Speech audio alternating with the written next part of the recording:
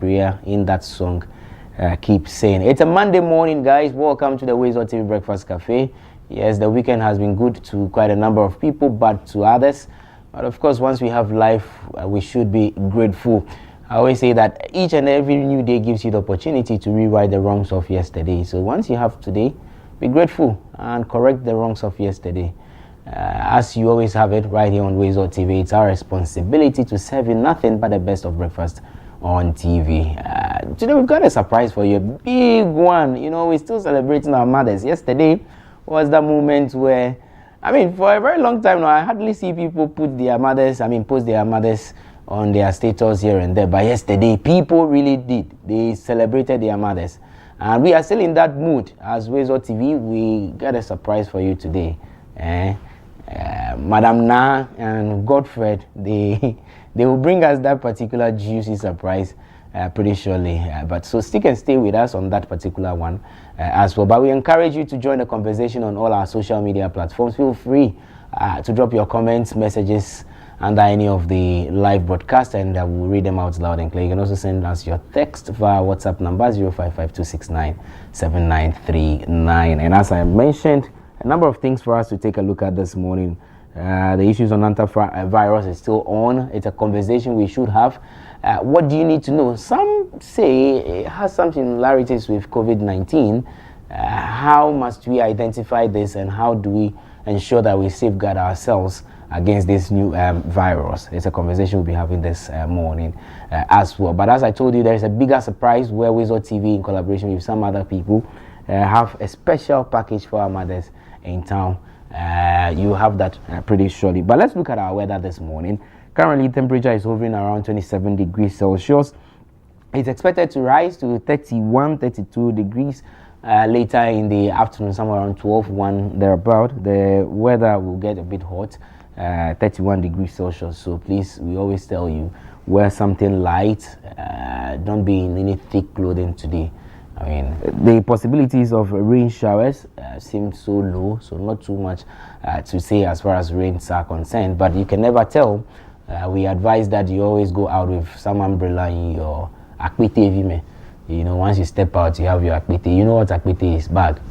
You put your umbrella in the akpete. So whenever the rain decides to surprise you, you are safeguarded with the umbrella or raincoat. No wahala about that at all. And that's how the weather it's looking like today. This morning it's 27 degrees Celsius, not too hot as well, but it will rise to 31, 32 degrees later in the day. But our motivation this morning, I'll just go through the archives, bring one of the old ones that we shared some time back. It's just to remind us of what we need to know. It says that gameli na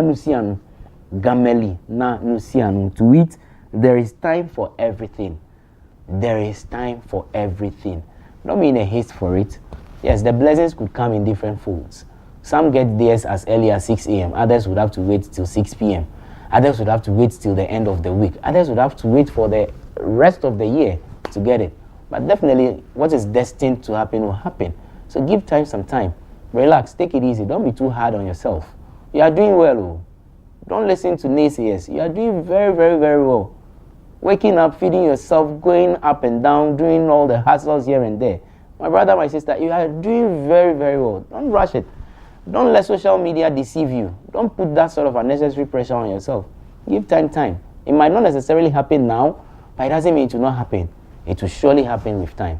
That's exactly what the motivation for the morning is about. We'll take a quick break. When we return, I'll introduce my co-chefs, and then we'll start munching the ingredients and serve you the best of breakfast. My name is Randia Haji. Stay with me. There is more after the break.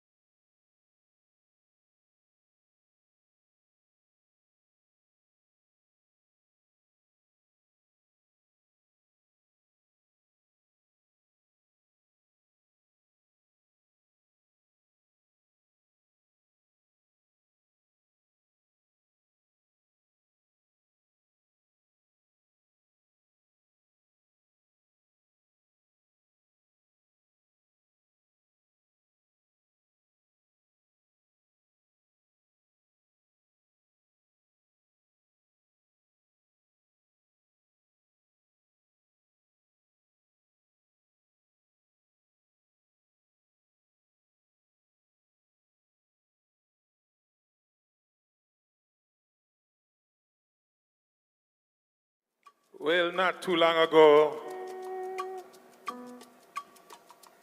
the great President John Mahama went to the United Nations and spoke for my people of Jamaica and the Caribbean and the Americas. And you said, we are not looking a handout, but recognition of what took place in the transatlantic slave trade. I thank you, my president. I am a child who suffer from this. Chains on my feet, whip in the hand. And tonight I sing a song to go along with your mission of reparations. Not a handout, but to acknowledge. But we're gonna do it not just reggae style, we're gonna do it high life. A high life remix by me, Graham Smargan of Morgan Heritage. Oh, President Mahama, I thank you for saying what you said at the United Nations. Woyo, reparations, justice must come. Africa and the Caribbean as one. Zimbabwe, not charity, but exposing them both. Now a new day of justice is born.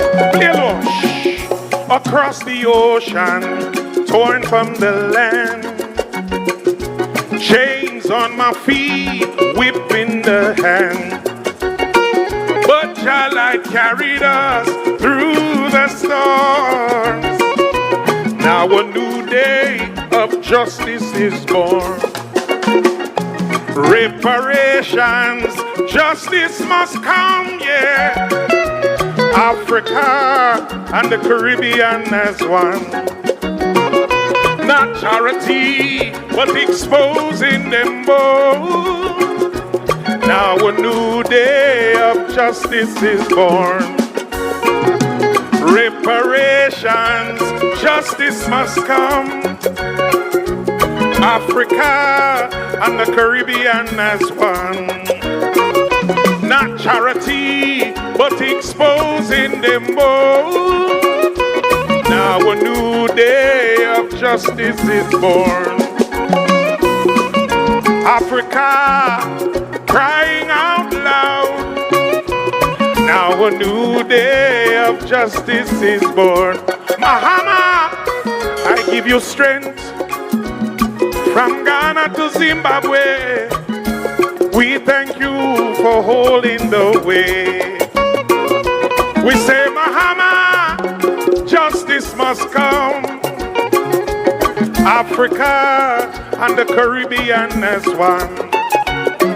I say from Jamaica right to Accra. Now a new day of justice is born. Play it low. Across the ocean, I was torn from the land. There was chains on my feet, whip in the hand.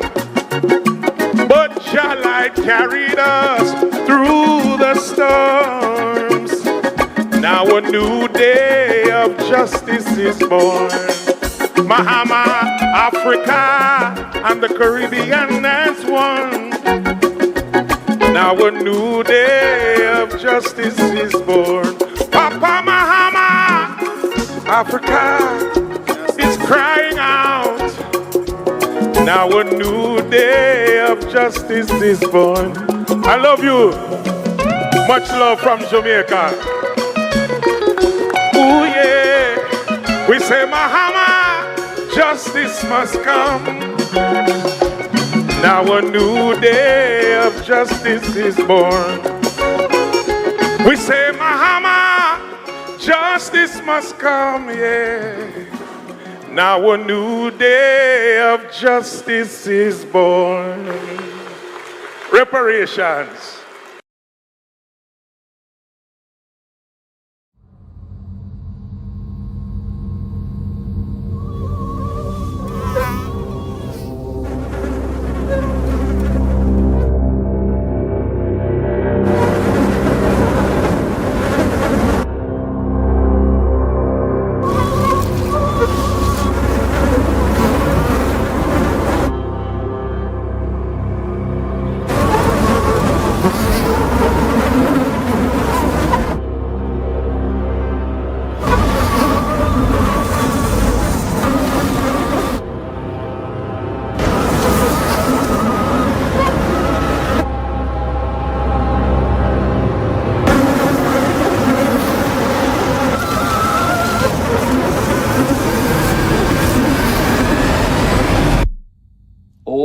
we can be the generation that ends it for good.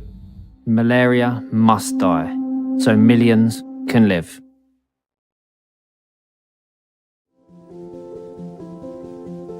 If you're watching this with your friends, you'll probably make a joke. Because you know what you feel on the inside isn't what you want people to know. If you have to pretend to be happy, find someone you trust and tell them. If you get mad at things and you don't know why, or have thoughts about hurting yourself, find someone you trust and tell them. You are never alone when you share. Seriously, people care about you. It's okay to not understand what you're feeling. And it's easy to think that you're all alone. But you don't have to be. You're never alone when you share. Don't be ashamed to tell someone you trust what you're feeling. You're not alone. You are not alone. Find someone you trust and tell them. Tell a parent. Tell a teacher. Tell a brother or sister. Or just tell a friend. You haven't done anything wrong. Talk to someone. Talk to someone. It's how things get better.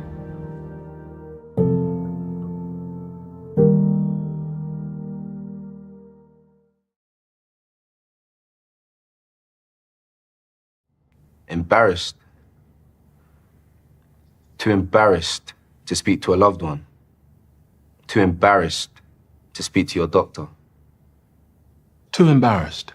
When in our lifetime, 1 in 4 black men will be diagnosed with prostate cancer.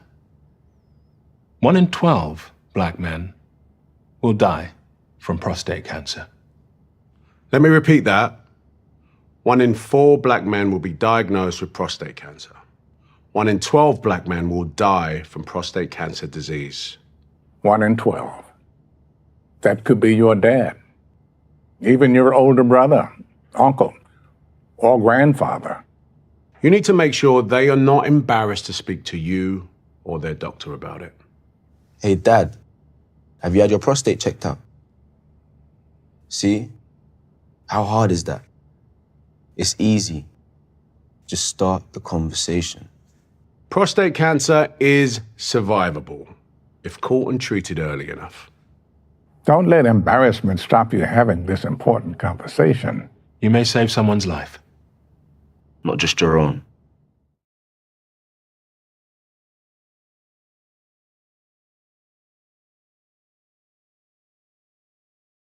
Gentlemen, I've got some bad news and some good news. Okay, the bad news is that your chances of getting prostate cancer are now just 7 to 1. In fact, prostate cancer is killing 1 man every single hour of the day in this country. Imagine that, 1 every hour of the day. But the good news is, we're forming a team to stop that clock. Men United.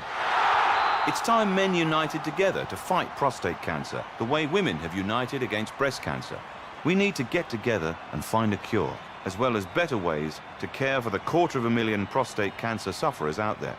Please, get on side and join us in the fight. Men United versus prostate cancer. We can win this.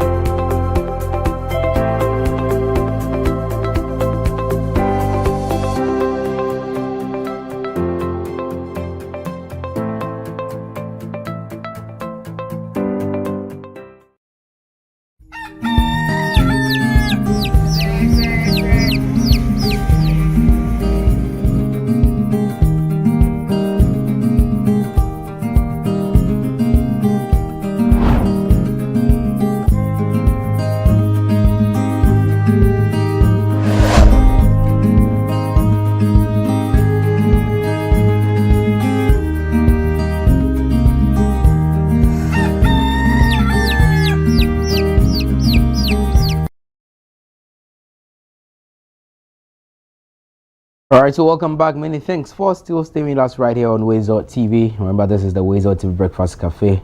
Fresh Monday morning. Money making Monday. Guys, good morning. Nah, it's the same. You are in navy blue. How was your weekend? Cool. Okay. Chaotic and full it's of a mixture. activities. How was your Mother's Day celebration? Beautiful. Were you in church? Yes. Okay. What was the message? What was the message? Yeah. We were wishing mothers happy. So because we are, because of the ban on noise and drumming, we are doing evangelism. So when we come to church, we do a Bible study for like an hour, and then we have groups. So we are just dispatched. Okay. And we're gonna do like some 2 hours or 1 hour 30 minutes evangelism, and then we come back, come and report our findings, and then they take off free. Then we close. So are you winning souls for Christ? Oh yeah. There is an important conversation I would want us to have one of these days about Christendom or the church. Right. I've made some observations. Okay. I think the church is losing numbers. Right, for a while now. I mean, I told you, each time I manage to go home, I try to go to church. Yeah. And I've realized that it's the same old faces. No increase. Yeah. It's a static number. Right? Yeah. And it's not just one particular church. Most of the Orthodox churches, because I inquired, it's almost the same issue. So you see the old ladies heavily present, the same old guys who started, heavily present. But the younger generation like ours, no. Yeah. It seems there is some sort of loss of interest in the whole church thing. Well, true. And it's interesting to know that last week I submitted an article on this same issue. Okay. That'll be published. I'm just praying that the review goes to so that they publish it for me. One thing about church now, from where I sit and the perspective I shared in the article, let's look at the young people. They go to school, they're exposed to other things. So say the church has a student union, they go to campus. When they go to campus, the way services on campus is way different from when they come home. And they come home with all the energy and they are just charged there. Okay, and so they're not able to express themselves. And so they would rather leave the home church and go where their youthful exuberance is tolerated, right? That's one bit. Another bit is we go for evangelism like we are doing now. We invite people. So we want to invite you to church. The person comes to church. Oh, first timers, can we say you? They wave you. Maybe the least is the person sitting by you will say, you are welcome. After church, everyone moves into their cliques, and the first timer is just there. Okay, so you realize that most of them walk out of the church because somebody didn't walk up to them and say, you are welcome. What do you do? Like, get to know the person, and it's just me and my circle of friends, me and my circle of friends. If the person is not very intentional about coming to church and making it something he or she really wants to do, or about 1, 2, 3, and then the person just falls off. So it's not like, and for many people I've had conversations with who have been in such situations, they're like, it's not the church is just not for them. It's not their thing. It's not like it's not the church is not for them. Usually, I mean, Karen, good morning anyway. Charlie, good morning. How are you doing? I'm well, thank you. How are you? I'm fine. I would want you to have a bite on this as well, though. Okay. And now also tell us about the surprise package for our viewers today. Right. Yeah. But the church, I mean, the numbers seem dwindling. Is it the church solely, or maybe religion in general is losing? The same at your end too? Yeah, is losing numbers. Perhaps maybe the church's numbers are dwindling faster. Wow. As compared to that of the mosque. And interestingly, over the weekend when I was in Kumasi, I was having a conversation with, of course, one of my colleagues at work, and it's one of the conversations that came up, as well, that he does not see why he must go to church. And he doesn't see why he must keep going to church, because he sees the church now more of a business than as a place for worship, right? And so for him, he doesn't see why, people are even giving targets to be able to bring followers to church. So for instance, if you're in a church or now is in a church, the pastor gives you a target and says that you must bring these number of people to church, and you are paid a commission for it. Oh, really? Yeah. We did that level too. Yes, and you are paid a commission for that. Aside that, he also argues that a lot of the churches have become more like franchises. So I'm the head pastor for a big church, I'm the founder, blah, blah, blah. Randy wants to form a branch of that church in Volta region. Randy must come, I'll give him the franchise, give him what our requirements are. Randy sets up that church. But Randy must come and pay some, you know, sort of commissions, let me put it that way. Or royalty. Or royalty, you understand, to the church. And with that, you have a target amount that you must always bring, you know, every week or every month to the headquarters. So he argues that for him, it's become more of business, okay?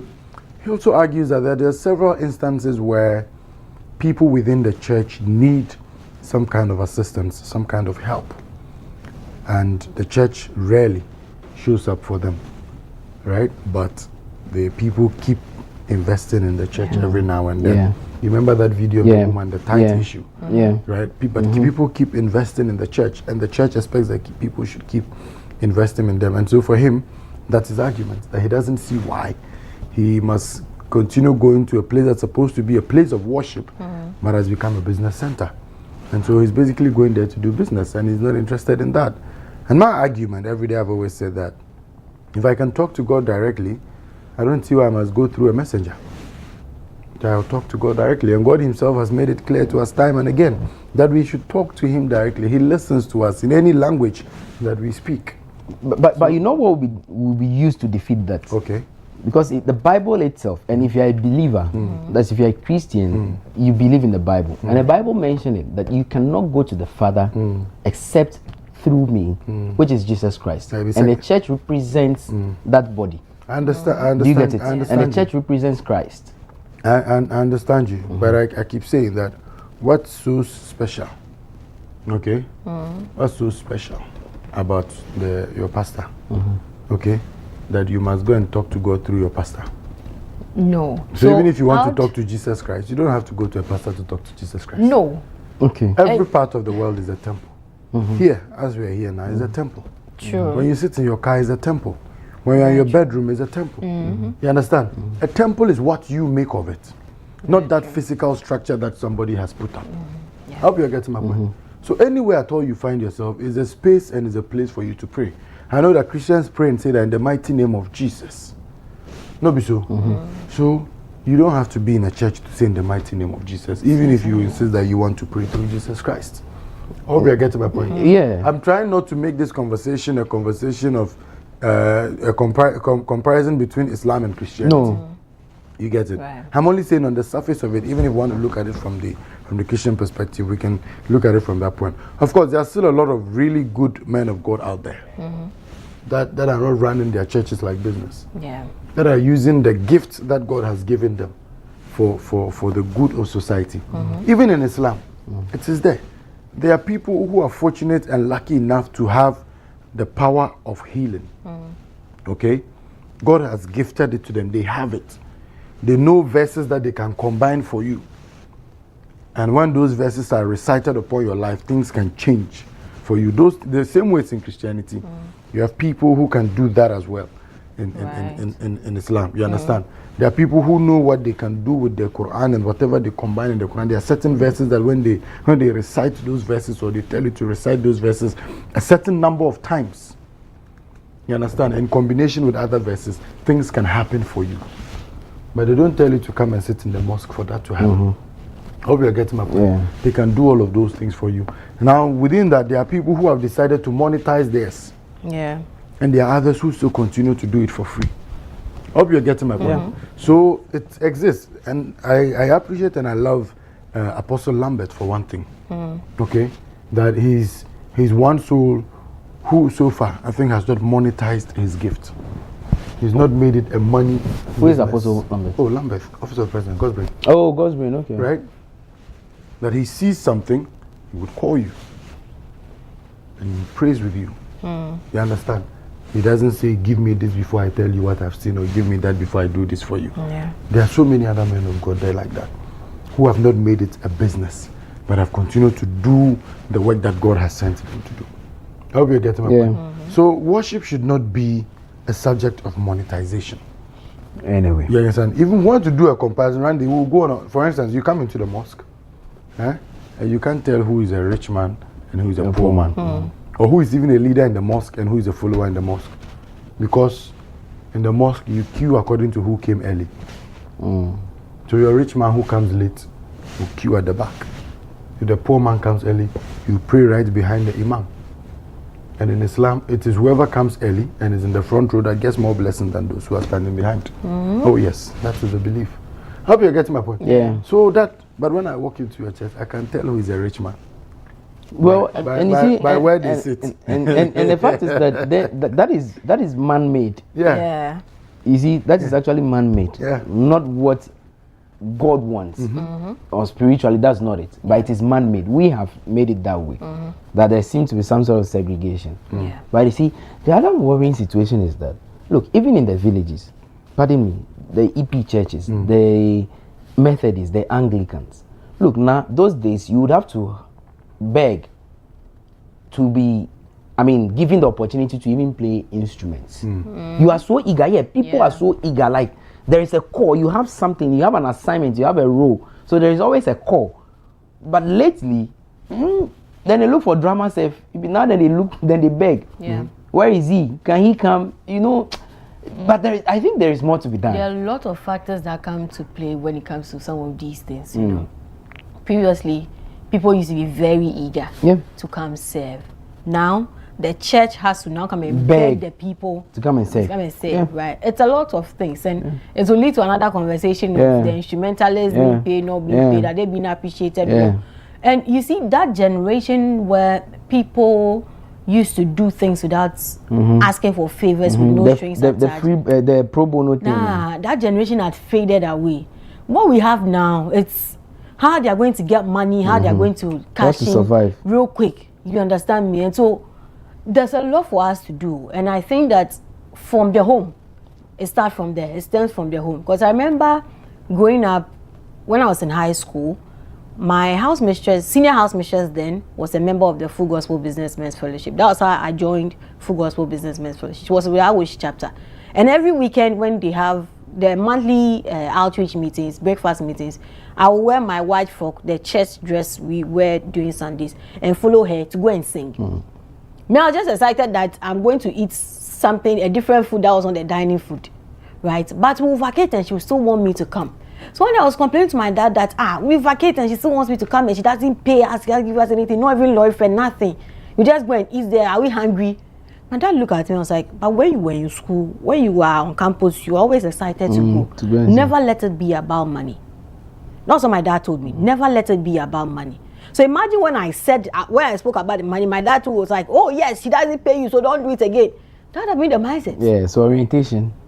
Okay, so never let it be about money. And I'll tell you that Full Gospel has given me a lot of opportunity to a lot of people that ordinarily I wouldn't have met. Imagine me saying that Mrs. Van Der Poel won't pay me, so when I vacate, I'll come. Whose loss is it? Is it hers? Eventually, they will find someone else to fill that spot. But what happens to me?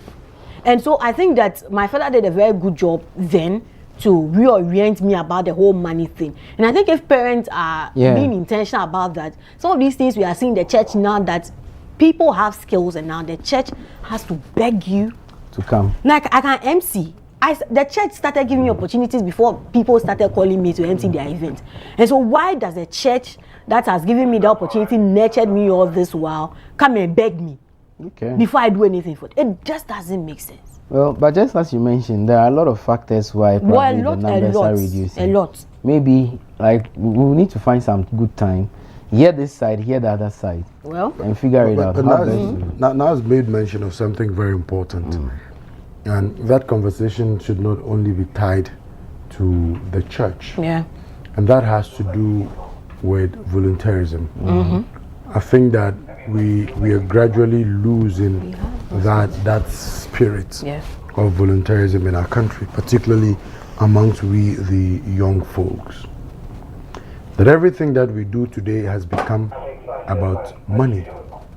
It's become about money. It's become about say my nyesika me say my nya kwansa me nya. If I'm not going to be paid, I won't do it. If I won't be given food or item 13 for it, I won't do it. And that's a problem. It's a canker that we must root out of our society. You see, growing up, and especially for a lot of us, things like this were things we loved to do. Yeah. And that's why those times you see things like communal labor. People will come out in their numbers, maybe every weekend. Come in. If you grew up in a compound house, you know, you come out, you clean, you know, within the compound, clean the external areas of the property and all of that. We used to do all of these things freely. We're excited and happy about it. We pick a day, the gutter on the main road, we can clean inside from one end to the other end. We did all of these things freely and we're excited doing it. Today, how many people want to come out and volunteer? How many people want to sacrifice themselves for the greater good of a lot of people? Everything has become about money. And so when we talk about the fact that we lack that spirit of patriotism and nationalism and all of that, it's a fact. Because a lot of young people today are not willing to sacrifice themselves for this good. But you see, for us as young people, what we must recognize is that the good we're doing, we're not doing it just because other people are going to benefit from it. We're doing it because it's an opportunity for us to also learn and gain a lot of experience. And I say time and again that if not for anything, I've had a decade of work experience, 10 years of work experience. But of course, that 10 years of work experience does not stem from 10 years of full-time work experience. Yeah. I hope you're getting my point. Out of that 10 years, perhaps full-time work experience will take about 5 or 6 years. But the remaining years that preceded these 5 or 6 years are years of volunteer work. Are years of me sacrificing myself and giving myself out to learn under people, to work for free. I said, look, there will be instances where you walk from your house, go and do volunteer work. When you finish, you walk back home, meat pie and drink okra, you won't get. But we did all of these things regardless. Today, how many of our people are willing to do that? You up against my point? We're lacking, we're losing out on that. Of course, some of them argue that some people will use them to do the donkey work, and behind the scenes they'll go and take money and they won't give them some. So those of you who are leaders too, who have been put in charge of people, perhaps you have to start looking at all of these things. I mean, why should a country like Ghana only have bus stop boys being a volunteerism group, you know, doing such fantastic job? Why can't we see other volunteerism groups? Oh, there is one other guy also doing one in Ho, Maoleme. Yeah. Prince Amevi and his squad. They are doing so well, honestly. But what kind of support are we giving them? So I think one way or the other. So I mean, individuals, institutions, just like how the bus stop boys are being resourced once a while. Not necessarily anything official, but yeah. I think he just started, just like the bus stop boys. He just started, and then he had few guys from his community join him to do that. But like you mentioned, more of Amevi can be seen around the club to ensure that all this volunteerism thing you're talking about is done. I mean, it'd be like we look for money too much. It's all become money, you know. It's all become about money. But you see, Randy, people don't know that using volunteerism and doing work for free is actually an easy way for you to get out of your poverty. People don't know that. Because you see, destiny helpers are watching. And it takes just one opportunity for one of those destiny workers to see you doing what you are doing for free. And then it opens multiple doors for you. And one can also argue that, I mean, we've been doing it for years. For all this while, the destiny helper no come. How do I survive? Your motivation says what? Give time some time. Give time Gamelinanusianu. Give time some time. Give time some what? Some time. Mre. You understand? It will surely come. Masa. What you see, I keep saying, whatever God has destined to happen, it will happen. As people, all we need to do is keep working towards that destiny. Don't go and sleep and say that destiny is destiny. Whatever happens, it will be fulfilled. No, if your destiny is to become engineer and you don't go and learn engineering, must forget about it. That destiny won't fulfill. You understand? So you must work towards destiny. I don't believe in luck. I don't believe that there's anything called luck. That, oh, he's lucky. No. It is his preparation that met opportunity. Right. So if your preparation meets opportunity, people say you are lucky, but nobody sees the work you do behind the scenes.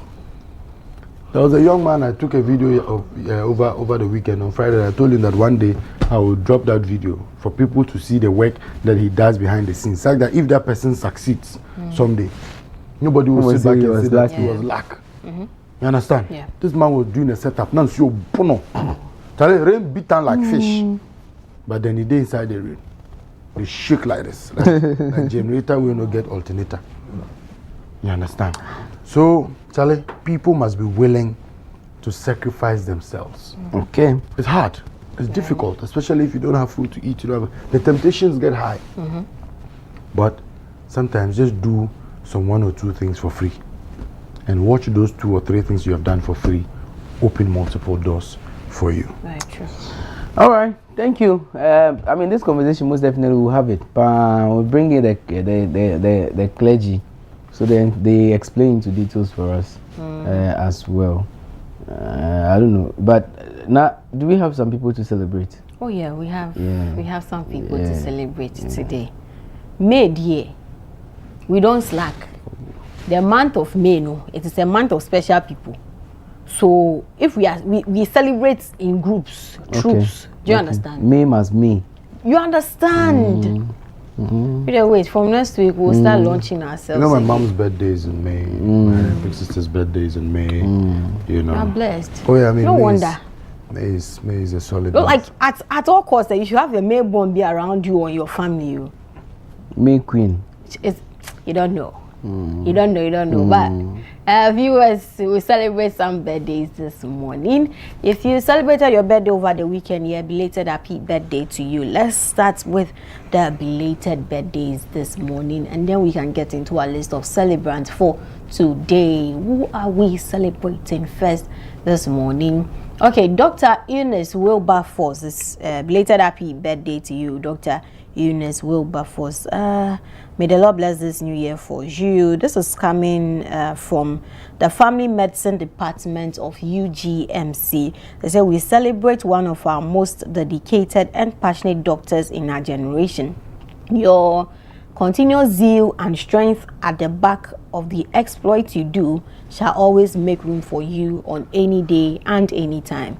It's our prayer that you enjoy the best of days as you journey through the corridors of life.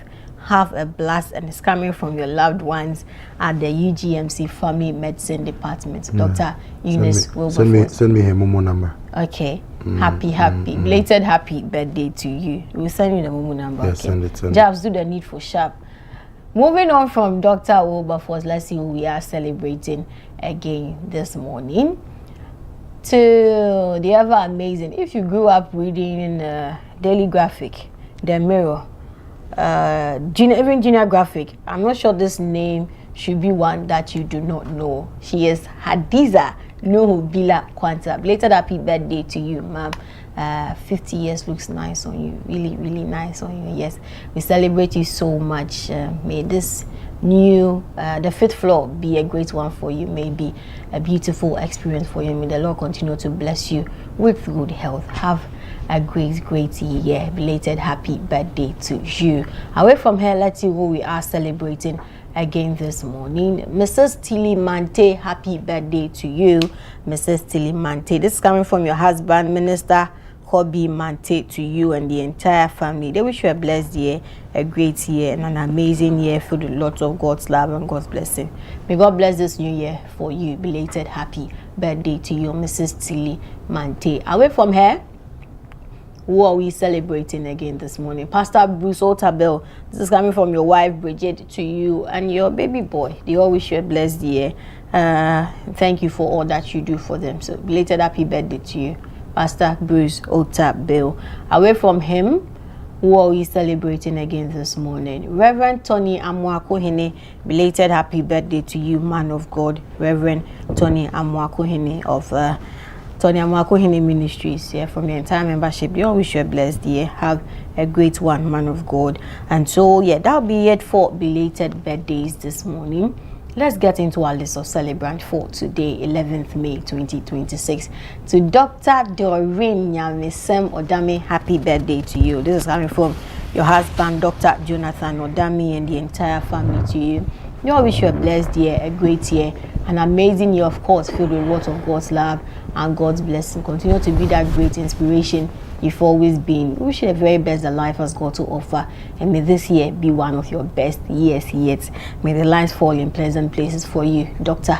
Mrs. Doreen Odami. Happy birthday to you. And away from her, let's see who we are celebrating again. Patrick Kojo Ajoyi, happy birthday to you, Patrick. May this year be a blessed year for you, a beautiful year, and an amazing. Wish you the very best that life has got to offer. Happy birthday to you.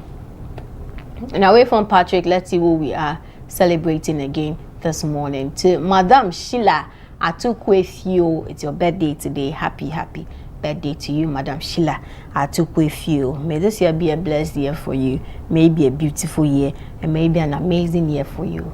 The Lord bless this year for you, and pray for long life, prosperity, and may all that your hand touches be a blessing. Happy birthday to you, Madam Sheila Atukwefio. I think we have some notable birthdays to do this morning here. So who are we beginning with? Okay, that's another belated birthday to Reverend Eastwood Anaba, founder of Eastwood Anaba Ministries and Fountain Gate Chapel.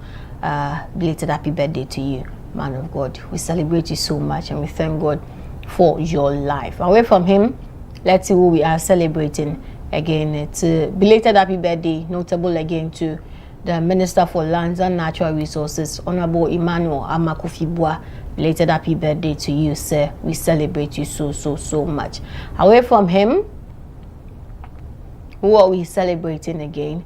Okay, to veteran Kumawood actor Pa George, belated happy birthday to you too, sir. So yeah, I think that will be it for birthdays this morning here on the WoezorTV Breakfast Cafe. Please do well to keep your wishes coming in to our WhatsApp number 055-269-7939, 055-269-7939. Let's share in your special day and that of your loved ones. Let's take a quick breather. We'll be back with more for you.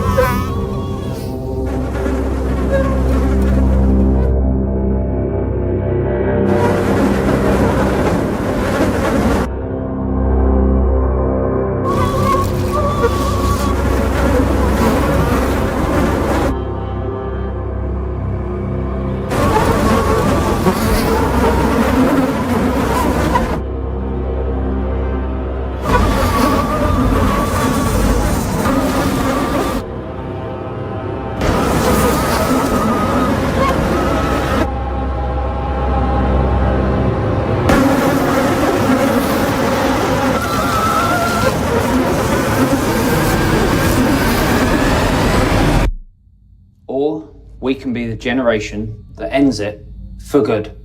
Malaria must die, so millions can live.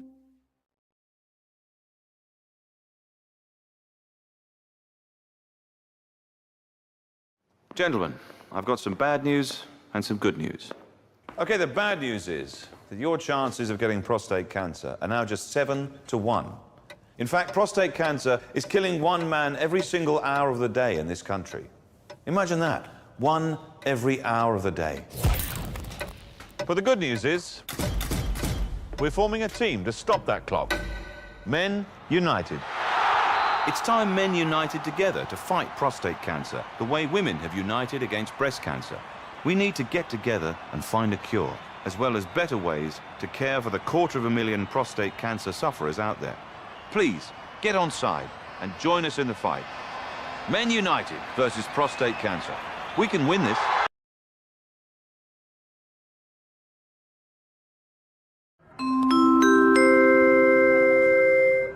Your flight is ready to leave. Sit back and relax and enjoy the flight.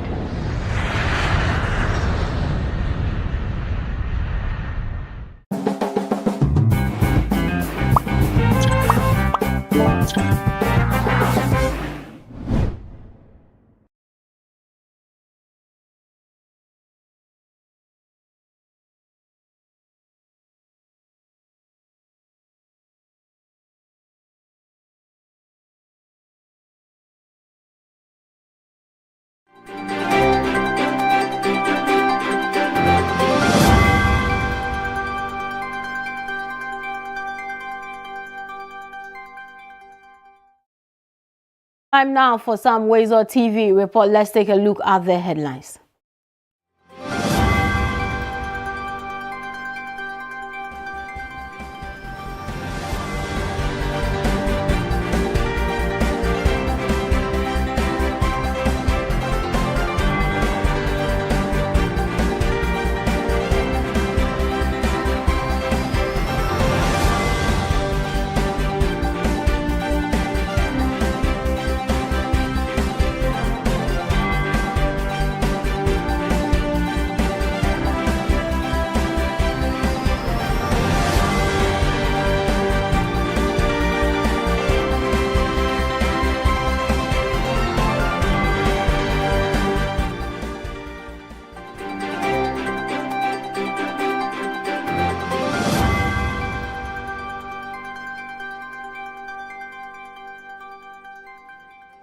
And let's begin. President John Dramani Mahama has cut short for the commencement of the Green City housing project at Dedeswa in the Ashanti region.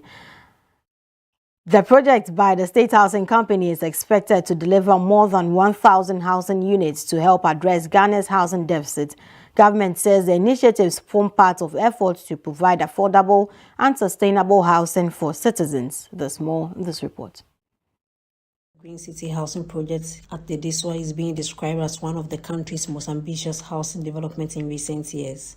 The project, spearheaded by the State Housing Company Limited, will provide over 1,000 housing units alongside roads, drainage system, and other social amenities aimed at creating a modern and sustainable community. Speaking at the sword cutting ceremony, President John Dramani Mahama said government remains committed to addressing the country's growing housing deficit through affordable and accessible housing projects. He also announced plans for a $3 billion revolving housing fund in partnership with organized labor, financial institutions, and the private sector to support mortgage financing for workers.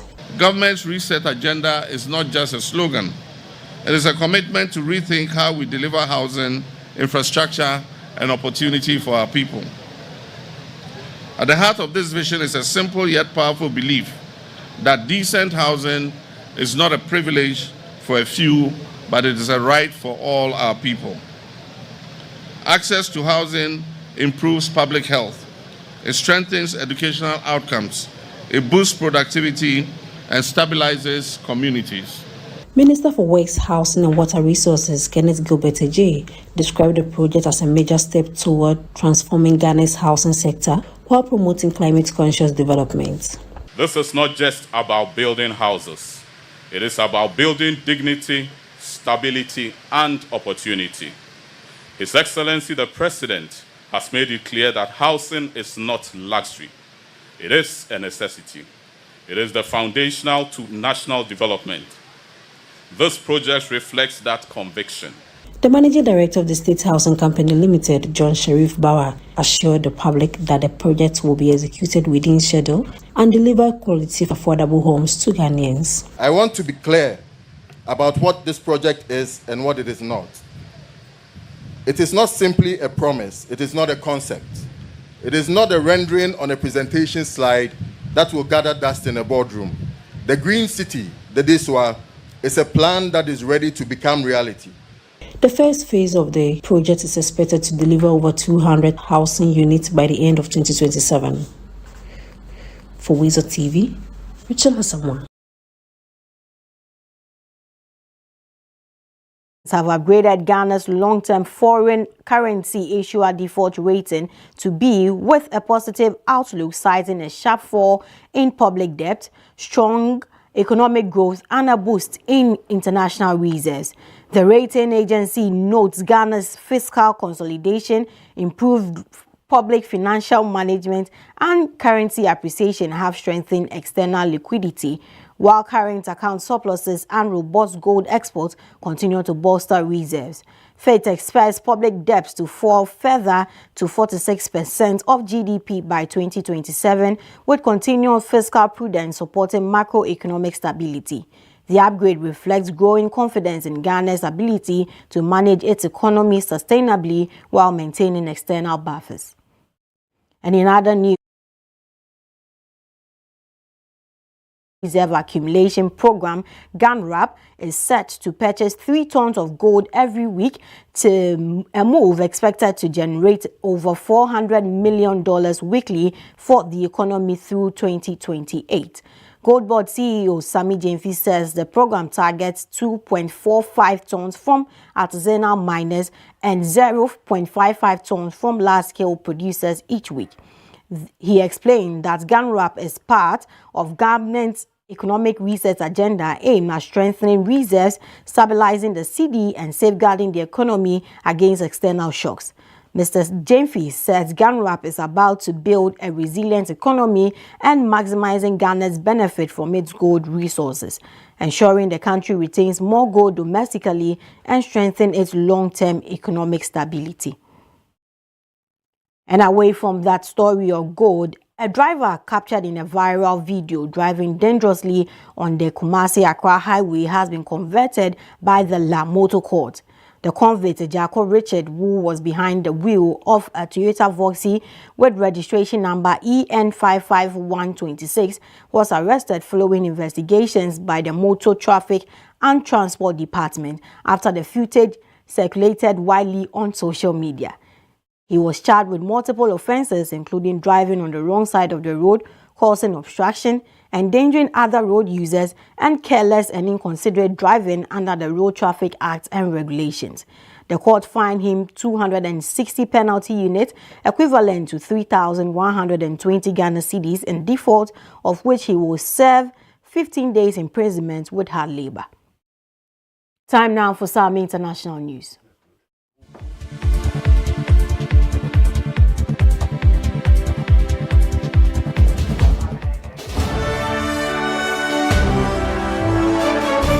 Now, the first passengers evacuated from a hantavirus-stricken cruise ship docked near Spain's Canary Island have arrived in Madrid. 14 Spanish nationals on the chartered flight from Tenerife face mandatory quarantine at a military hospital in the capital, Madrid. They were followed by French nationals taken to Paris as other countries, including the UK, also prepared to fly their citizens home. Staff involved in the operation in Tenerife pulled white hazmat suits over the evacuees' clothes and hosed them down on the airport tarmac. 3 people have died in the outbreak on the Dutch vessel MV Honduras, including 2 who were confirmed to have the hantavirus. Now, this brings us to the end of the WoezorTV report. Many thanks for staying with us. I am Karen. Now, Yukwoti.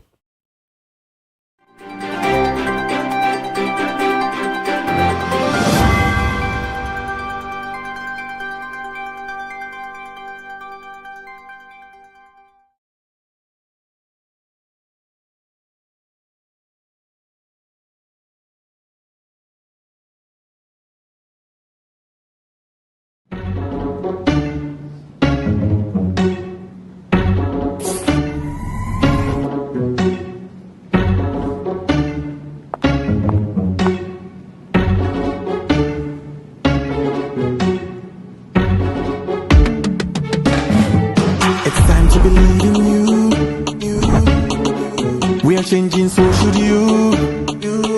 If you're dreaming, don't be afraid. And in the valleys, keep your head up high. Dare to dream with Puma drinks. Puma, Puma. Yeah, believe it, you can achieve. Puma, Puma. Oh yeah, clap your hands for the whole new vibe. Make we set the blessing. Oh yeah, come alive. Puma, Puma. Let me hear you. Puma.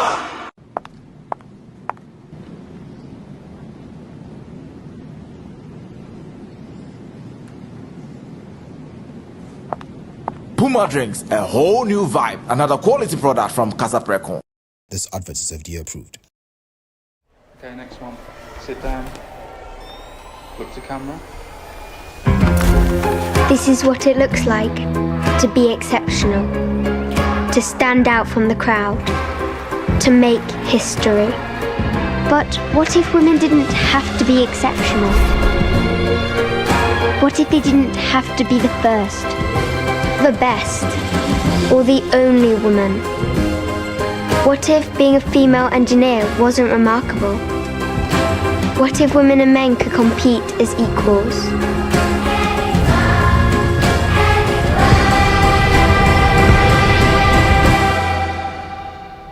I don't want to make history. I don't want to be the only woman. I want to be one of many.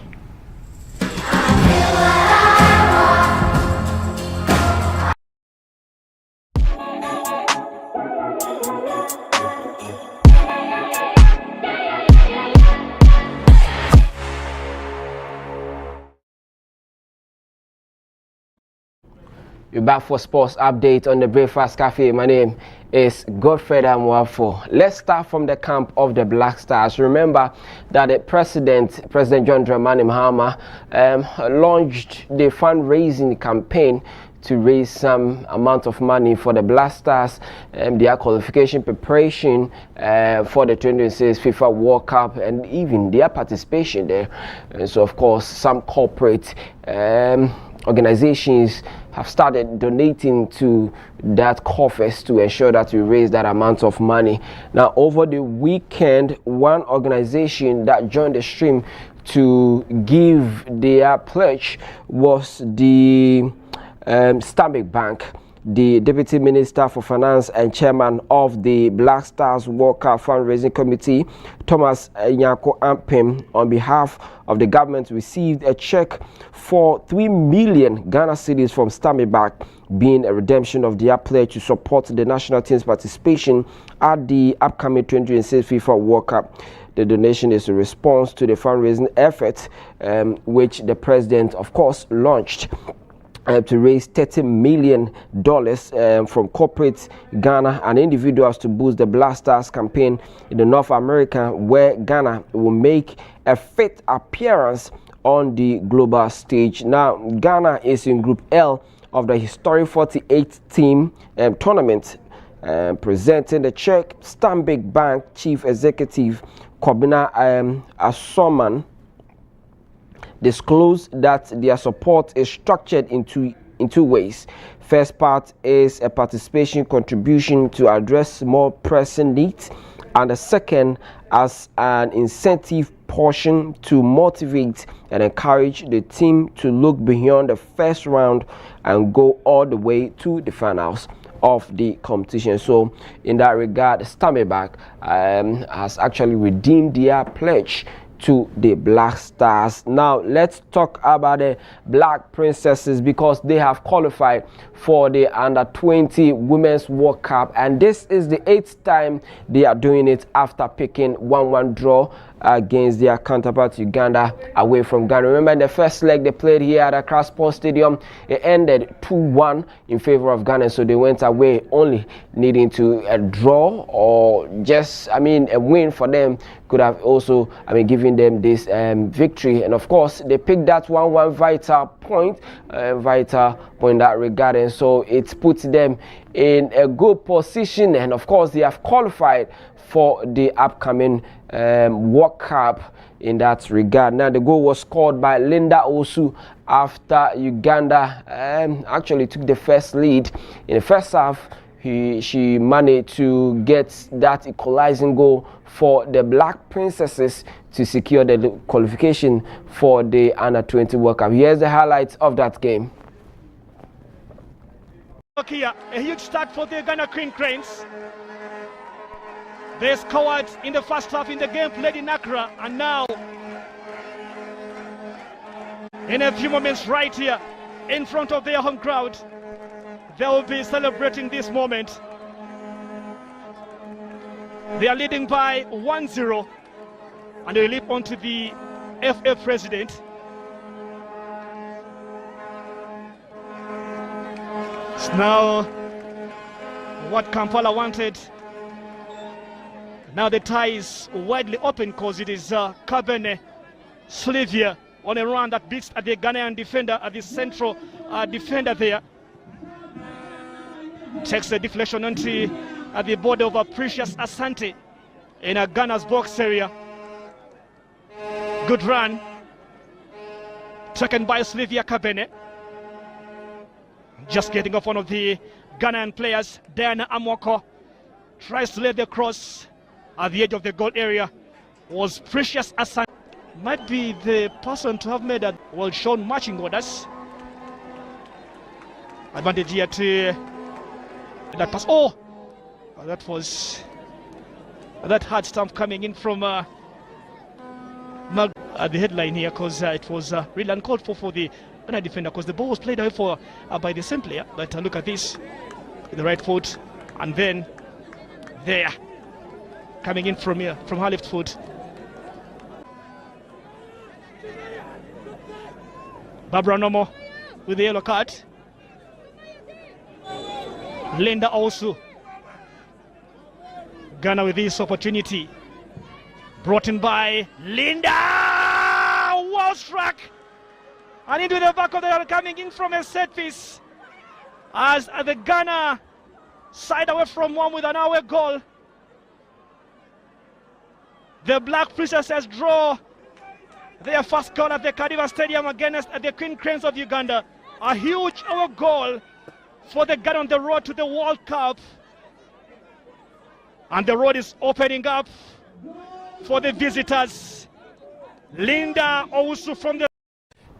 Now let's talk about the Ghana Premier League, because Kumasi Asante Kotoko managed to beat Kerala United by 2-0. The 2 goals were scored by the junior side players that have been promoted to the senior side. So 2 players that joined the team as their debut for Kumasi Asante Kotoko got the 2 goals for the team to bring them back to winning ways in the Ghana Premier League. So Lawson Che Menu, in that regard, scored for Kumasi Asante Kotoko. And Anthony Dia is the first time playing for the senior side of Kumasi Asante Kotoko, and he got a goal against Kerala United at the Baba Yara Sports Stadium. Here's the highlights of that game.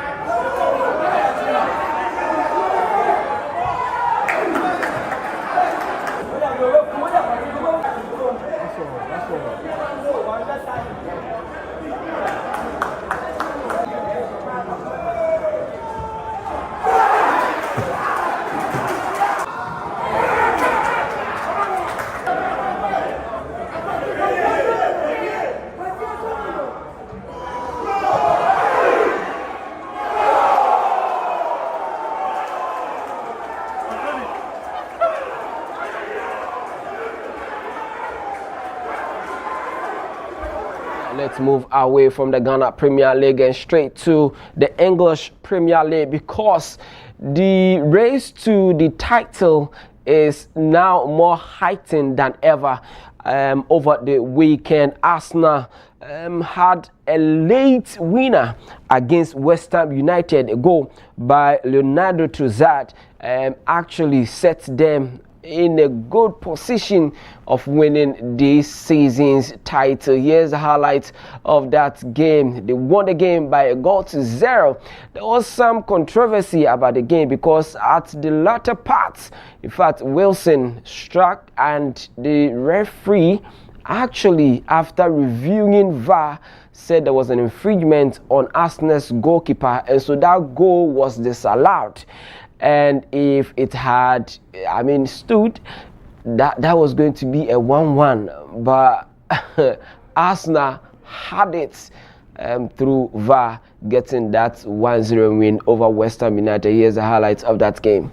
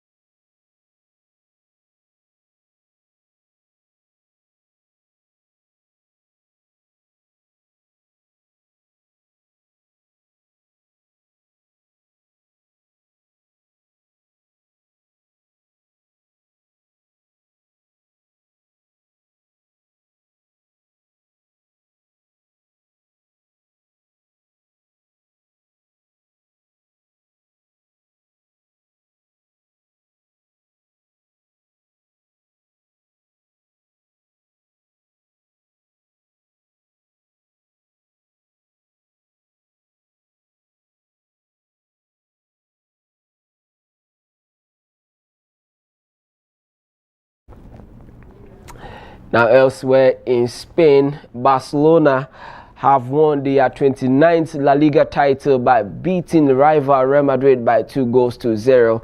An English striker, Marcus Rashford, scored the first goal before Ferran Torres adding the second in the first half to put Barcelona in that good position of winning their 29th La Liga title. Here's the highlights of the game.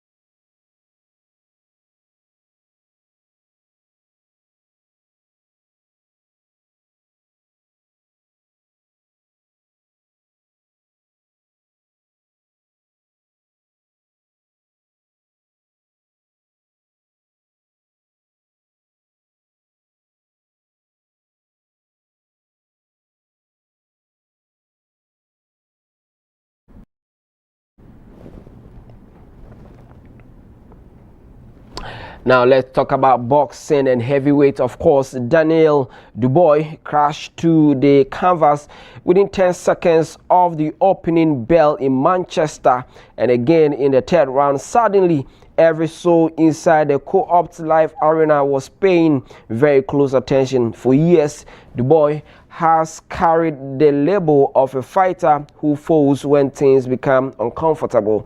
Now, opponents and fans alike have questioned his heart, mentality, and toughness. During fight week, Fabio Wally even joked that if Dubois was not a boxer, he would be a bean man. But the end of Saturday's night, though, Du Bois had produced the most brutal cleanup operation of his career. He rolled back to stop Wadley in the 11th round of a British heavyweight classic and become a two-time world champion. Here is the highlight of Du Bois' game against Wadley over the weekend.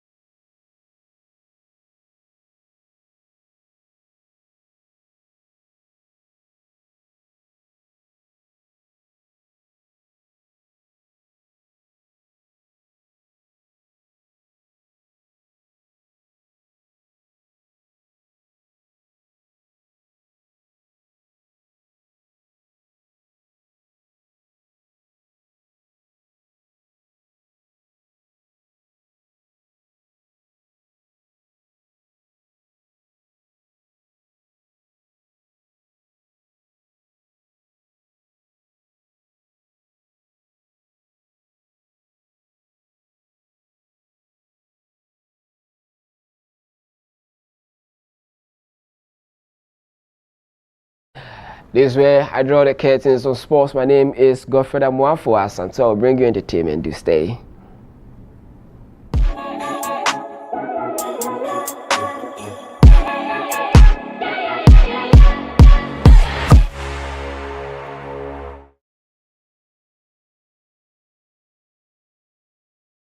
Okay, next one. Sit down. Look to camera. This is what it looks like to be exceptional, to stand out from the crowd, to make history. But what if women didn't have to be exceptional? What if they didn't have to be the first, the best, or the only woman? What if being a female engineer wasn't remarkable? What if women and men could compete as equals?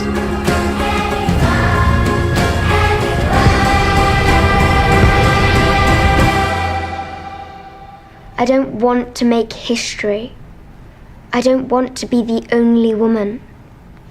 I want to be one of many.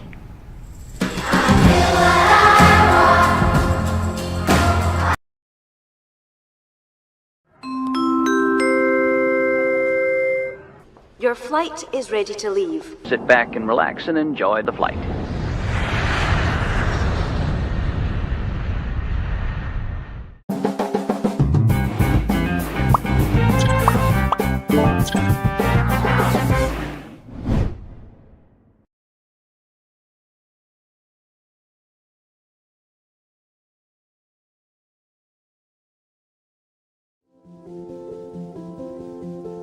If you're watching this with your friends, you'll probably make a joke. Because you know what you feel on the inside isn't what you want people to know. If you have to pretend to be happy, find someone you trust and tell them. If you get mad at things and you don't know why, or have thoughts about hurting yourself, find someone you trust and tell them. You are never alone when you share. Seriously, people care about you. It's okay to not understand what you're feeling. And it's easy to think that you're all alone. But you don't have to be. You're never alone when you share. Don't be ashamed to tell someone you trust what you're feeling. You're not alone. You are not alone. Find someone you trust and tell them. Tell a parent. Tell a teacher. Tell a brother or sister. Or just tell a friend. You haven't done anything wrong. Talk to someone. Talk to someone. It's how things get better.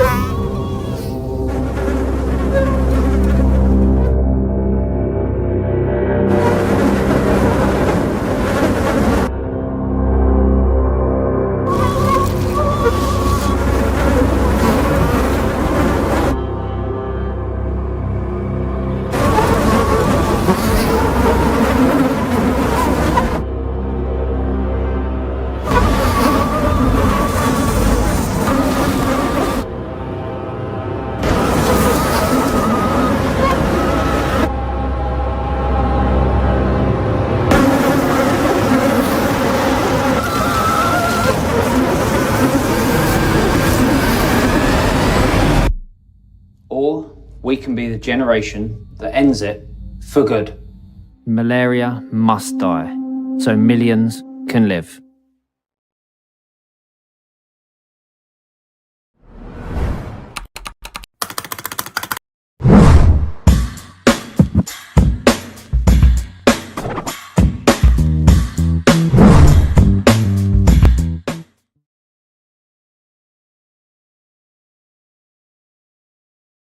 Good morning to you. You're welcome to the WoezorTV Breakfast Cafe. My name is Evergreen Asantwa, and this is the entertainment update. Now, we all had an amazing weekend. If you didn't, I'm sorry about that, but I had an absolutely great and mind-blowing weekend because, of course, the TGMAs happened and also the AMVCA also happened. So it was a big weekend for Africa and also probably the world, because we have some people who are also interested in what is going on here in Africa and in Ghana. So we're going to start off with the TGMAs, what happened, and then I'll give you the exclusives, yes, and of course the tea, because the girl was there and I loved my look. I still can't seem to get over it, but it is what it is, okay? So these are some of the things that happened, and it was a historic night for Black Sharif at the TGMAs, which is the Telecel Ghana Music Awards 2026,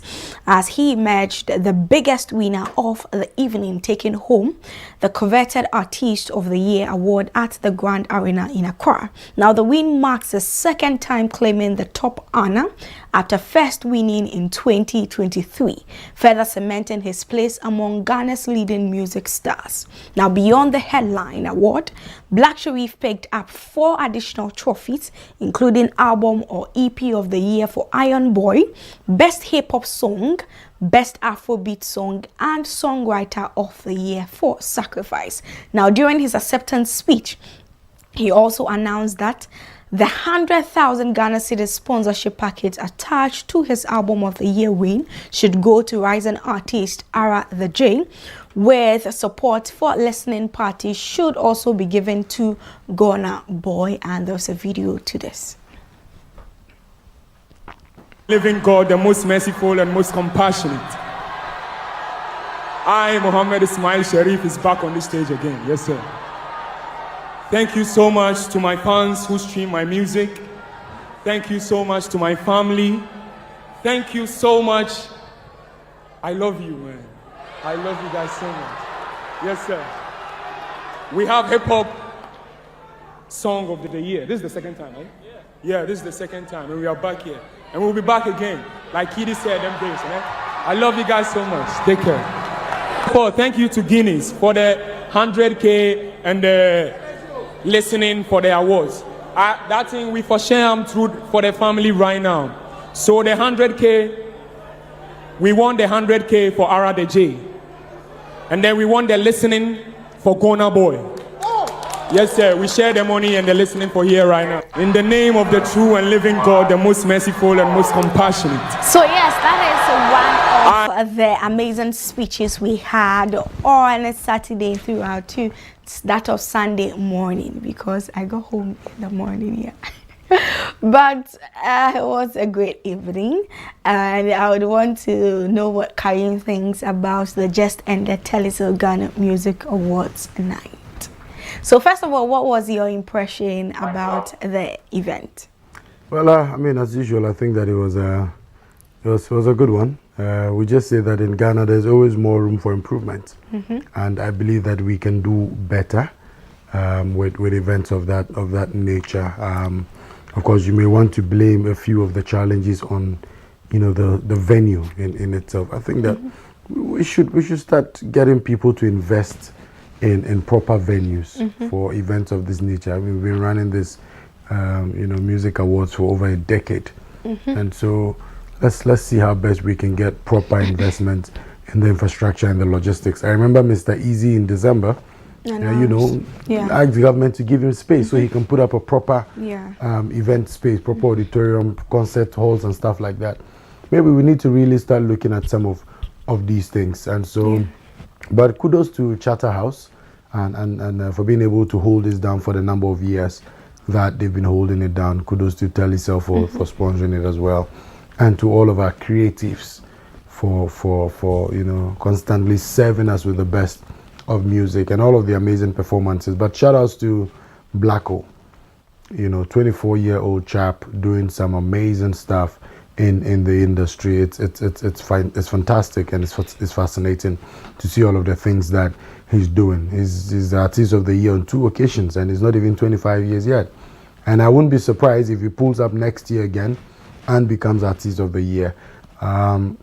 When I watched his performance, it only just reminded me about Michael Jackson. Right? He's giving us Michael Jackson vibes. But the real question is that how well are we preparing Blacko as a proper world export, right? I mean, Jackson was a musician that was known all over the world. His music enjoyed by everybody.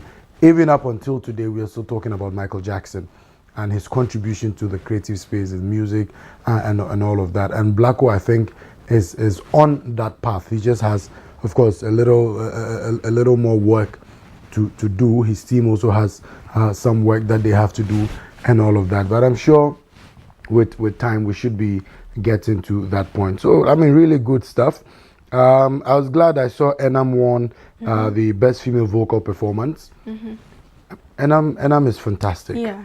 You know, when you listen to Enam, it's like you're listening to a spirit, right? You listen to her music and it takes over you. And so Enam, I was glad that Enam was able to pull that one off. I was also happy to see Strongman back in the game, you know, with the rap award. Best rap performance. Yeah, best rap performance. I was happy to see Strongman back in the game. Of course, MDK with his one side yeah, shoulder.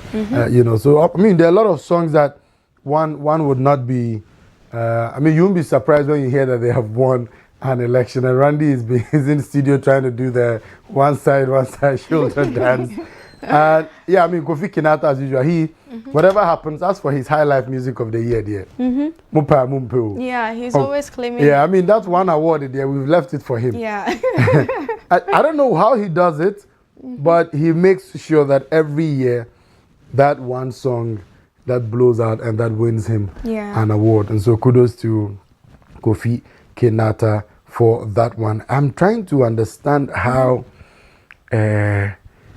Shake It to the Max. Yeah. I mean, people have asked that question. I don't know. Maybe I'm just ignorant. But I mean, how does it qualify for a reggae song? I don't know. I'm just asking. Yeah. Because I'm a bit, you know. But you know, they check for all these things, right? Yeah, I mean, I know, that's what I'm saying. So I'm just trying to understand. If it didn't qualify, it wouldn't have been there. So sometimes it's more about the technicalities behind the songs. Than actually what we... Yes, like the sound, the instruments, the percussions on there and all of that. Some of those things sometimes is what... Not even sometimes. Those are the things that defines whether a song is, let's say, a high life tune, an Afrobeat, Afro-pop, high life, and all of these things, the hip-hop. And your girls were in there as well. Oh, yeah, music for good. Lali and Lola. Yeah, they're back there. Congratulations going out to them. Great. This year they were all over making noise about how they're going to revamp their last year look, which they did, and they ate, okay? But I was so happy. I was anticipating that they could win Group of the Year this year, right? But unfortunately, they won music for... Not unfortunately. I mean, it's all good. Next year they can come back. Well, yeah, but they won something. Yeah, exactly. For the first time, they but did Ketchup took Group of the Year. Oh, absolutely. And I was so happy for them. But a lot of people were rooting for Dope Nation. Okay, yes. But the thing with Dope Nation is that, right, they didn't really make noise about the whole thing. Okay. And I don't know what has happened or transpired because there are a lot of things going on social media and what have you. So I can't say for sure since I haven't heard the other side of the story.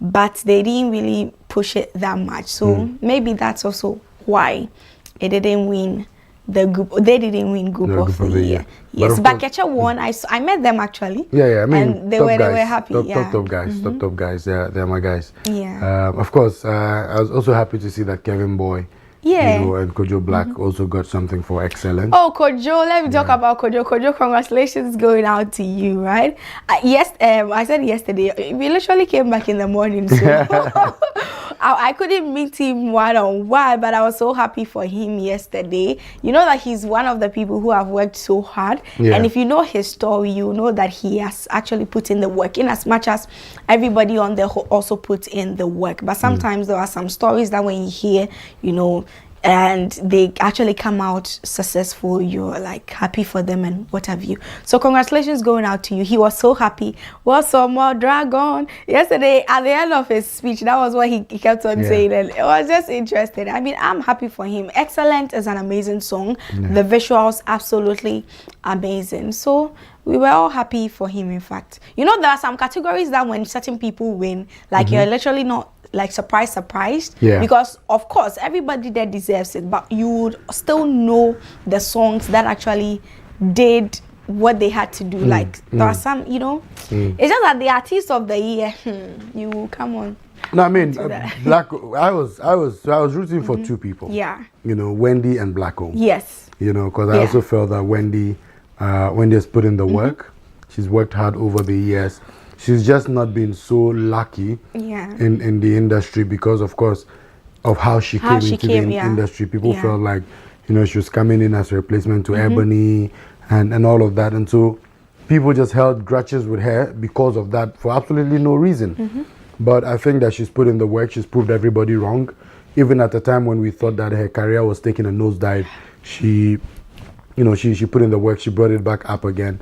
And I think she's been a good artist. She's loved by the masses. I mean, you should see Wendy go to a lot of these communities to perform, a lot of these schools to perform and all of that. And she's loved by the people. They enjoy her and the music, and her performances are always electrifying. She does put in the work. And so I was rooting for her, really.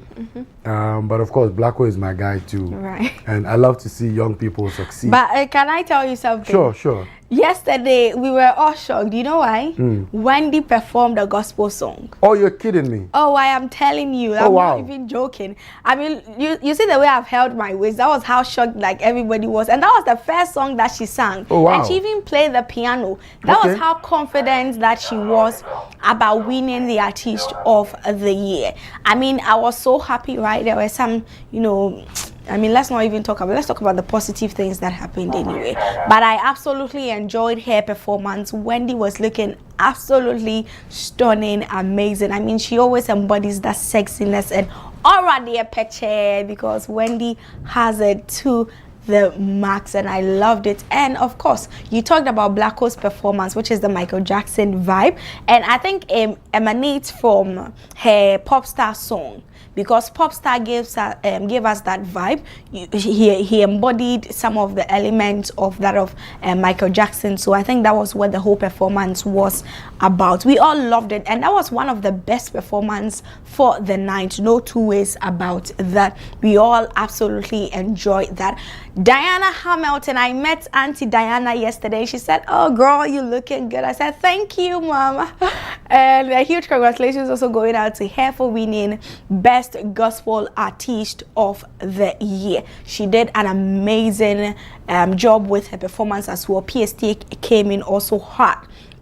And another thing that I don't know if I should say that I was, or I am still shocked about the urban contemporary gospel category, right? People were making noise about it, and it was quite shocking to see that people that were making the noises, they didn't actually get the award.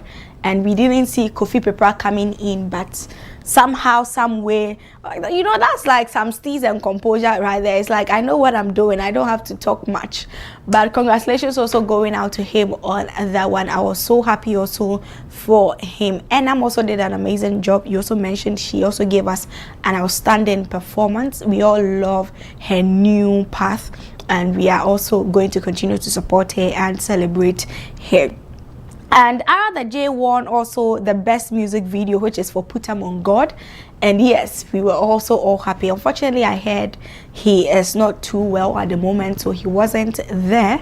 But congratulations going out to him on that one. So these are some of the, you know, winners for the night. We are going to put out the full winners list, so you can find them on all our social media platforms, and also that of the AMVCAs also as well, so you can also find that on our social media platforms. And then I'm also personally going to post that as well, so you can also check it on my platform.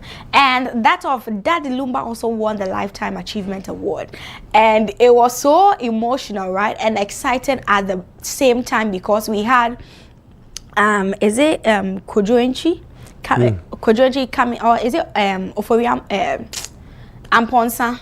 Yes, coming in. I don't know if I'm getting the names right, but they also did a tribute song or performance for him, and that was what, like, my highlight for the night also, because I mean, he wasn't there. Of course, we all know that he's no longer with us, but it was so overwhelming and exciting at the moment that everybody was happy. Trust me that I think at a point in time I forgot that he was no longer with us, because it wasn't emotional anymore. It was just all exciting, like everybody was happy, dancing to the song, and then what have you. And the family made it so hilarious. Trust me, when they came to receive the awards on his behalf, and the family head TTGMA, and it was just so hilarious. But it was also nice to see that, I mean, they are recovering, so you could tell that they are quite okay now. So I mean, these are some of the highlights for the night, and Black Sherif came in strong, winning the Artist of the Year. Some of us were rooting for Wendy Shea. I mean, I'm a girl's girl, so no shame in that. I love Black Sherif. And for Album of the Year, when he claimed it, I was very happy, because I was one of the top consumers for Iron Boy, and I still am, because I still love that album so much. And he tried telling us the story behind Iron Boy and the work that went into it. So kudos going out to him. And oh, I had so much fun. If you leave me, I'll talk about it. And let me also give Chatterhouse a shout out, because I think they also did well. Trust me, it is not always easy. Just Tuesday, they released a press statement or press release that they are changing venues, and with what they did with the venue, I think that it was great. It was amazing. If they knew about it all this while, then that's a different situation, but still I think they did absolutely well with the venue, because it was last minute change. And I was even asking Karen, I think Friday when we spoke about it, how they're going to get their money back and all of these things. You know, these are contract situations, right? You might not even necessarily get the full amount that you've paid for the previous venue and what have you. So I think they did well. Sleepless nights, planning and plotting, they delivered. So we'll only talk about the positives. I mean, there were just a few mishaps here and there, but on top of it all, they did an amazing job. It can only get better, like you said. Of course, there was more room for improvement, but they did well with the whole last minute venue change and how everything went down. Now, would you want to say something for us to conclude, or I should just move on to the AMVC? Oh, I think we can move on to the AMVC. Okay, and that is also another night that we need to talk about. See, Nigerians... No, but hold on. Before you go to AMVC, because you're about to discuss fashion. Ochami Kwame, what was he wearing? So I met him, yeah. And oh, he was looking good, but he needs to tell us more about what inspired the look. And I think every year, right, he tries to stand out and get some eyeballs. Yeah, I get it, but Charlie, you know. Anyways, what do you no comment. I mean, because I saw some other outfits that looked really good. You know, I also saw someone calling out Likey for wearing shorts. You know, but he also had massive support. People were like, well, bro, that's who he is. You know, you can't take that away from him. If he's a shorts person, he's a shorts person. Allow him be himself. But maybe we need to do a little bit of work, you know, as far as our fashion game is concerned, for a lot of these things. You know, if not, people should not be allowed on the red carpet. We shouldn't focus, you know, our cameras on some of these people, because even you, Asi, you know, I saw your outfit. It was It was fire. I don't know why you were not interviewed on the red carpet. So, if I have to be honest, I was a bit late. Okay. I was a bit late, yes, because I took my pictures that same evening. Oh. So, yes, because of that, I was late. Okay. I was late for the red carpet. Okay. But I did some 1 or 2, like, interviews and what have you, because, I mean, whoever sees me can, you know, do away without talking to me, of course. And I did a thing with this whole look. But would you believe me if I tell you that this is like a sustainable look or a recycled piece? Yes. So the inner outfit, right, that you saw it was made out of curtains. Oh, okay. Yes, and then the down bit is from tailored trousers. Okay. And also the jacket itself. So it's a whole lot of like little bits and pieces of a lot of things coming together to make this outfit. Great. And I knew that because they said a little bit of glitter or a touch of glitter, people were going to do a lot of the sequins and the glittering bits and what have you. But there are a lot of ways that you can show up. The shiny this thing. Absolutely. I get Absolutely. it now. Okay. Absolutely. I get it now. And I'm waiting for Charlie's review because I really want to hear and what he thinks about this look, because I absolutely loved it, and I want to see what he's going to do with this whole look. But shout out to my designers as well. So Old Gem made this. Old Gem, you can find him on social media. And then I was styled by OJ Studios, my stylist, our designer. And Nessie Spa did my makeup and my hair. And the hair, see, trust me, this is an let me say, should I say normal, actual pixie cut, right? But the way she styled the whole look was just amazing.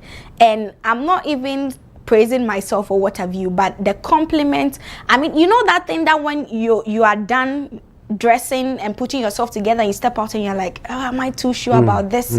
But you hop it or like enter the room and everybody's like, girl, you look so good, I like your hair, and then you start rethinking the whole process. You know, that was like exactly what happened to me. So based on the compliment, I felt really, really good about how the whole look came together, and I absolutely loved every bit of it. I mean, when the jacket comes on, it is fire. When it lifts or you take it off, it is also still fire. So I can't wait. I mean, it's already here anyway. But I'm so excited about this look. OJ did that thing here. So OJ, thank you. Nessie Spa, thank you. And Dave's photography, which is Stanley, he took the pictures and I think they were lovely. He also did an amazing job with the pictures. So thank you to my entire team for making this look amazing. Everything came together so well. Next year we go again, okay, baby? It was so tea. I mean, yeah, that's what happens when you know that you came out with a masterpiece. So let's talk about the AMVC, because we are talking about fashion. And oh my days, we even saw bread on the red carpet. That was how, like, you know, when it comes to AMVC, which is the African Magic Choice Viewers' Choice Awards, sometimes I end up losing words because Nigerians don't play with their look. Karim, next year I think we need to get ourselves some tickets and just go and, you know, observe. Of course, we also do our homework with our look, but we just need to go and see how they do this. I mean, they take it as Met Gala, and they make sure that they come out looking as gorgeous as they can. It's like, you know, the whole year, this is one of the biggest awards. So let me just put everything I have got together to make a statement. And these are all the people who won awards at the AMVCA.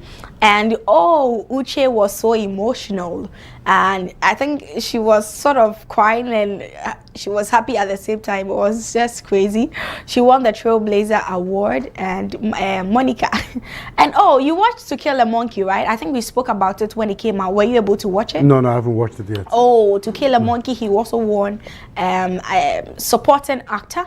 Yes, for To Kill a Monkey, and I think that Busi also did great with that role, and the awards was well deserved. So I mean, it also has a long list for the people that won. So if I'm to talk about it, it will also take a lot of time. So that was what happened. But let me also, I think I literally told you everything that you need to know about it. So we'll just move on and away from that. But we also had an emotional speech. I mean, there were a lot of emotional speeches. Oh, you know Woezor, right? Woezor won Best Actor, and he didn't even see it coming, trust me. So I saw this behind the scene video where he was just on his phone and then he hears his name and he's like, what is going on here? And it was so emotional. Everybody was just so happy. And you know that thing that when you're in a room with people and everybody ends up being happy for your win, like you feel it. Like that was the atmosphere from the videos that I saw. I mean, of course I wasn't there because it happened in Nigeria. But next year we'll send you. Oh, I mean, I would love to be there. Trust me, I would actually love to be. Nigeria, they say higher. Oh, I crying one. Okay, so bet me a sponsor me. Oh, higher. We can even drive. I mean, it happened when Lagos or Abuja. Yes, Lagos. Lagos. Yeah, it's about 7-hour drive from Accra. Oh, I would love to be there. Trust me, I'm not even gonna hide it. We'll go. Who doesn't want to be on the AMVC red carpet? Please, okay. And Rhea also was on the red carpet. Rhea Abdul.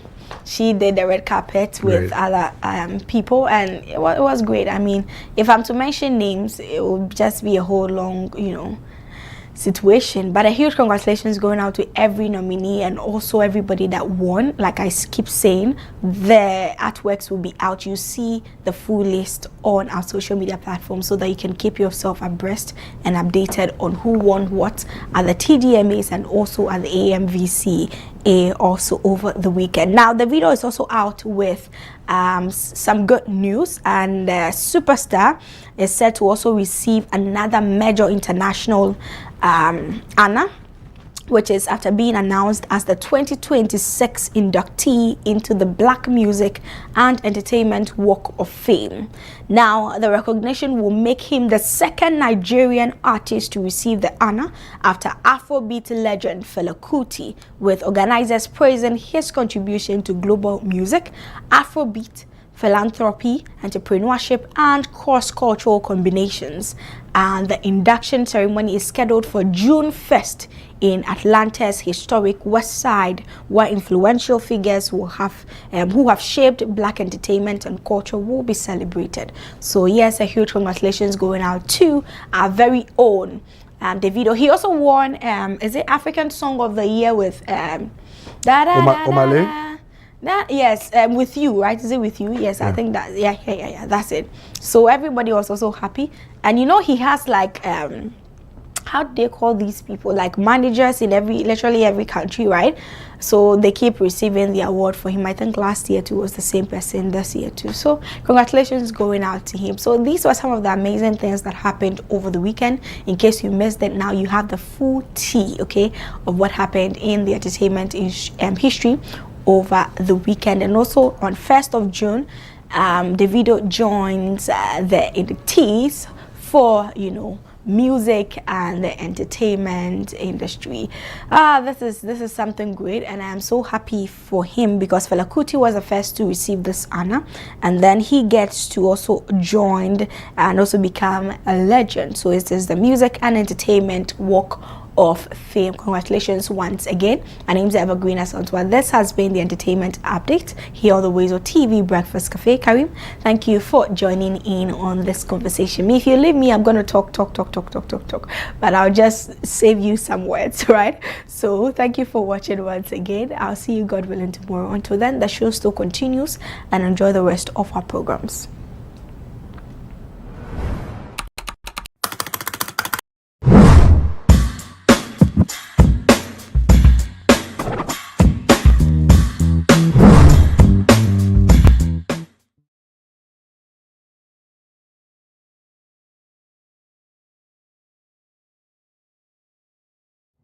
Embarrassed. Too embarrassed to speak to a loved one. Too embarrassed to speak to your doctor. Too embarrassed. When in our lifetime, 1 in 4 Black men will be diagnosed with prostate cancer. 1 in 12 Black men will die from prostate cancer. Let me repeat that. 1 in 4 Black men will be diagnosed with prostate cancer. 1 in 12 black men will die from prostate cancer disease. 1 in 12.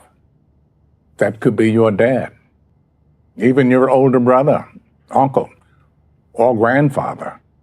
You need to make sure they are not embarrassed to speak to you or their doctor about it. Hey, Dad, have you had your prostate checked out? See? How hard is that? It's easy. Just start the conversation. Prostate cancer is survivable if caught and treated early enough. Don't let embarrassment stop you having this important conversation. You may save someone's life. Not just your own.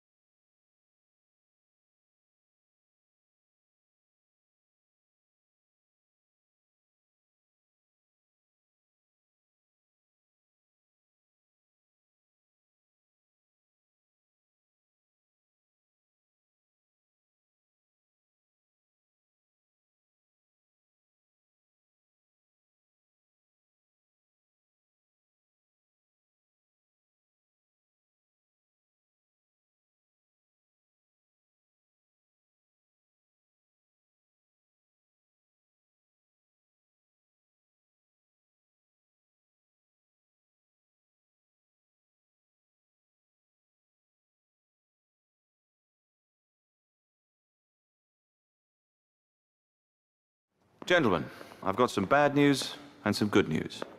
Okay, the bad news is that your chances of getting prostate cancer are now just 7 to 1.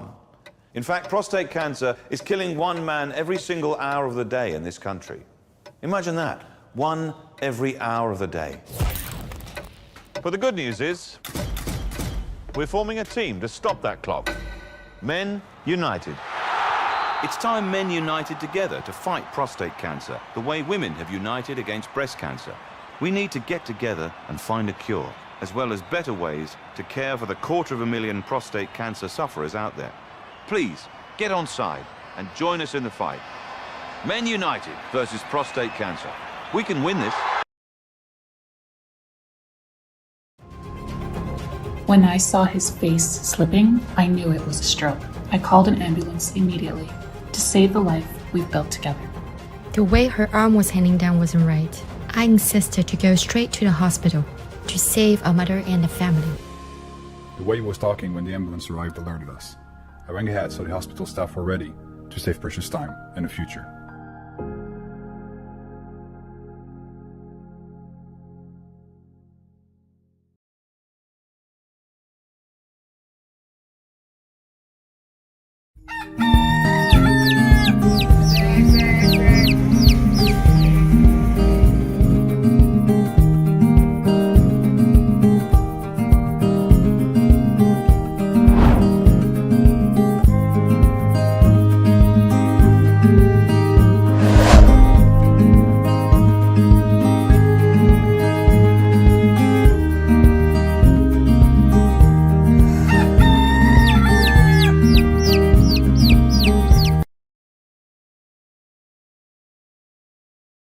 Morning to your viewers, and once again, welcome to WoezorTV's Wellbeing segment.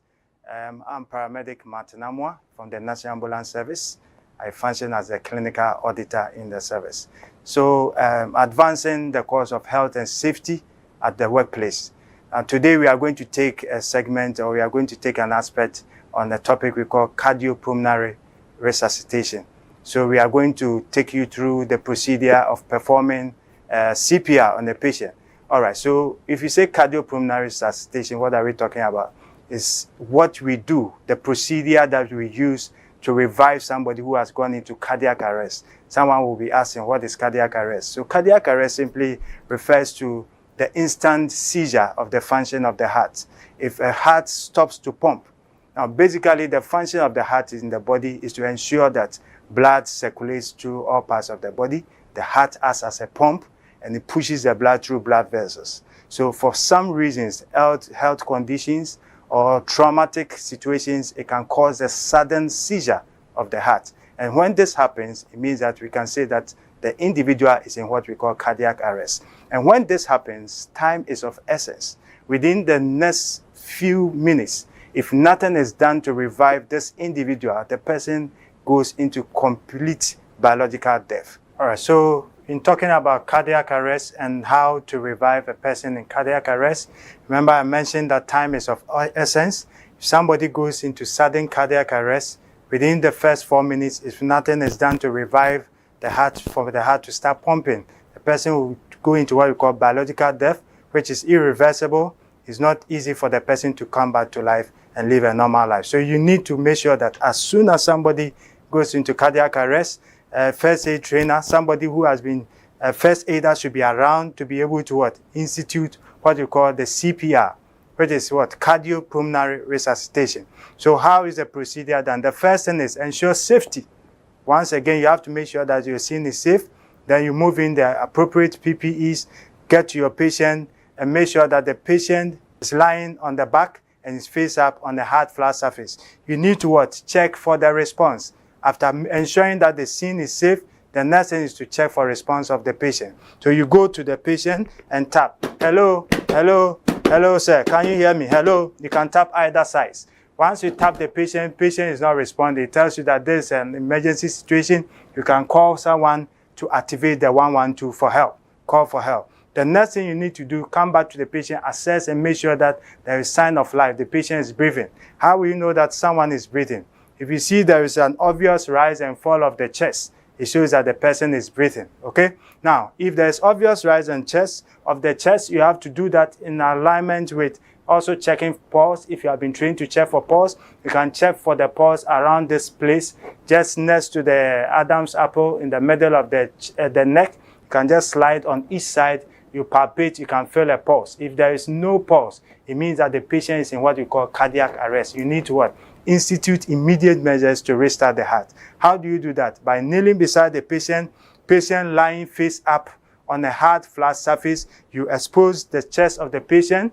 Then you have the heel of one hand positioned in between the chest, in the center of the chest. There is a bone we call the sternum, also called the breastbone. It's between the two breasts, the left and the right breast. You position the heel of one hand in the center, this way.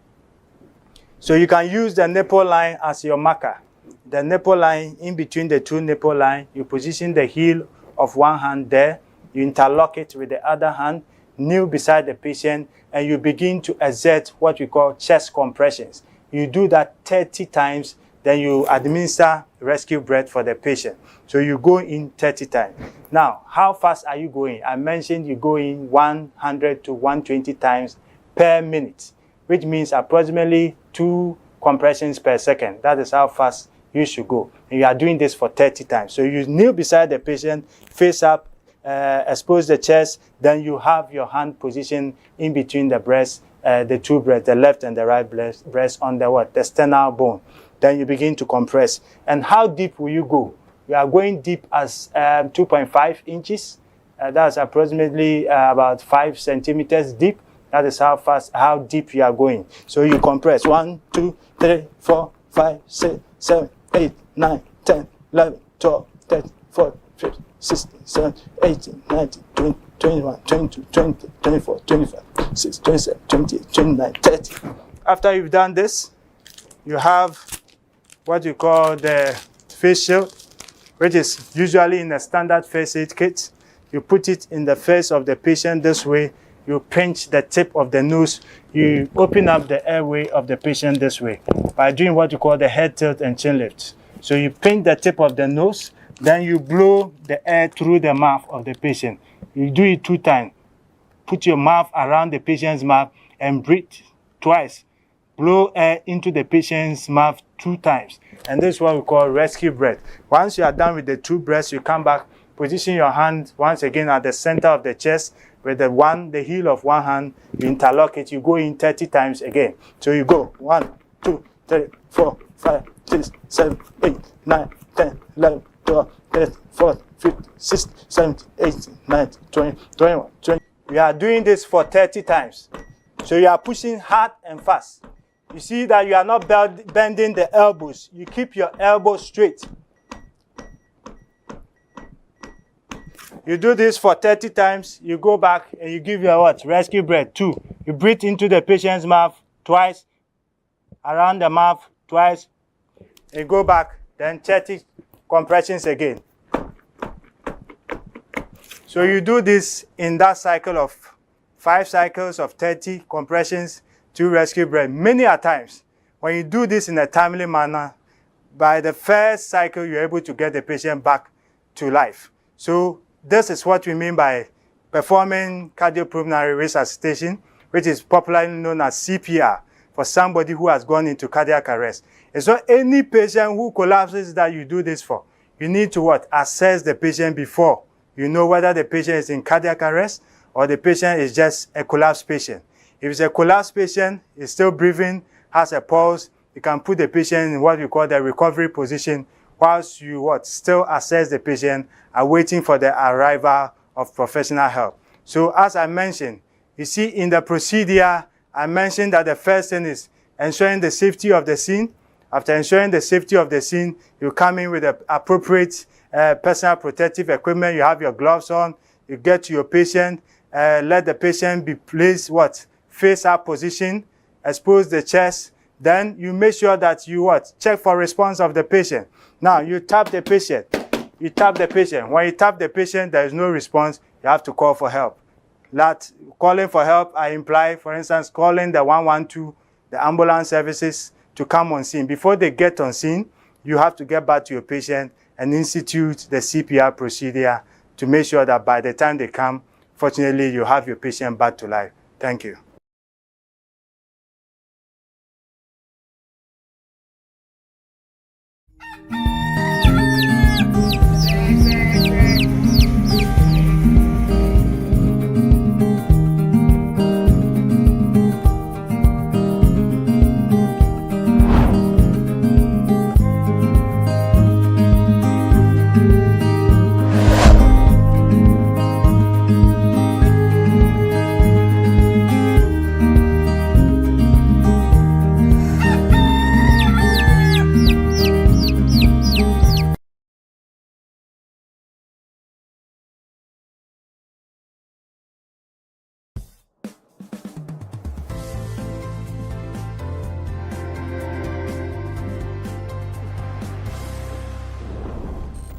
Education, they say, opens doors for everyone, but for many persons living with disabilities, these doors are often harder to reach. My name is Do Dennis, a student of the University of Ghana, pursuing a degree in physical science. And my disability is a problem which I had from birth at my right arm.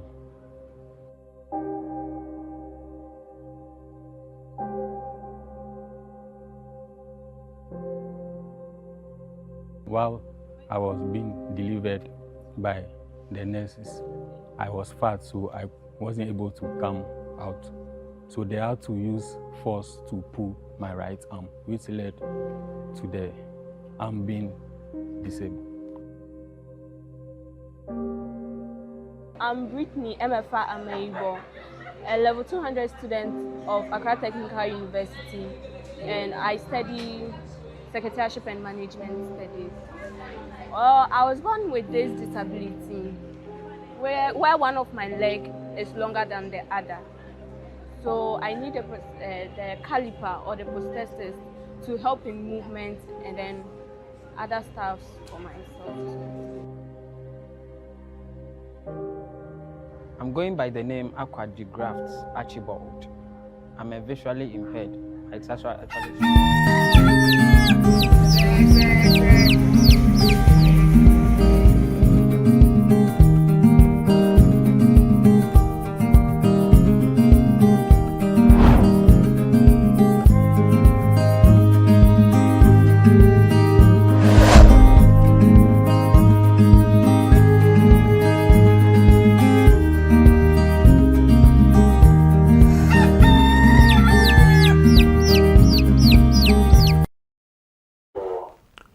Thank you, viewers, for still staying with us here on the WoezorTV Breakfast Cafe. My name is Eura Adams Karim. Of course, in every society, health is one of the things that we must prioritize as a people. And for us at WoezorTV, it's one of our topmost priorities, ensuring that we're healthy, ensuring that we're safe, ensuring that we are fit, and being able to do the things that matter to us in society. We say every now and then that health is wealth. If you're not healthy, how do you get wealthy? Because if you're not healthy, you cannot work, right? And because we understand how important health care is and how important health care delivery as well is, we've decided as part of our corporate social responsibility, particularly in this month of May, that we celebrate mothers all over the world to host a free health screening program for mothers within the Abelengpe vicinity. Now, WoezorTV is located within Abelengpe, and as part of our giving back to society, as part of our corporate social responsibility, we're hosting this free medical screening initiative in Abelengpe. It's happening at the Santana Market this morning as we speak. It's presently ongoing at the Santana Market in Abelengpe. WoezorTV obviously is doing this in partnership with a number of institutions and agencies and organizations and companies that recognize as well how important healthcare delivery is and why it's necessary for us to extend this service to communities where especially we find ourselves. On this platform and on many other platforms, we've most often talked about the need for us to look at preventive healthcare. And preventive healthcare only takes place when people know exactly what their medical situation is and what their medical conditions are. When we do that as a people, what it does is that it reduces the kind of burden and the kind of pressure that we put on our medical facilities.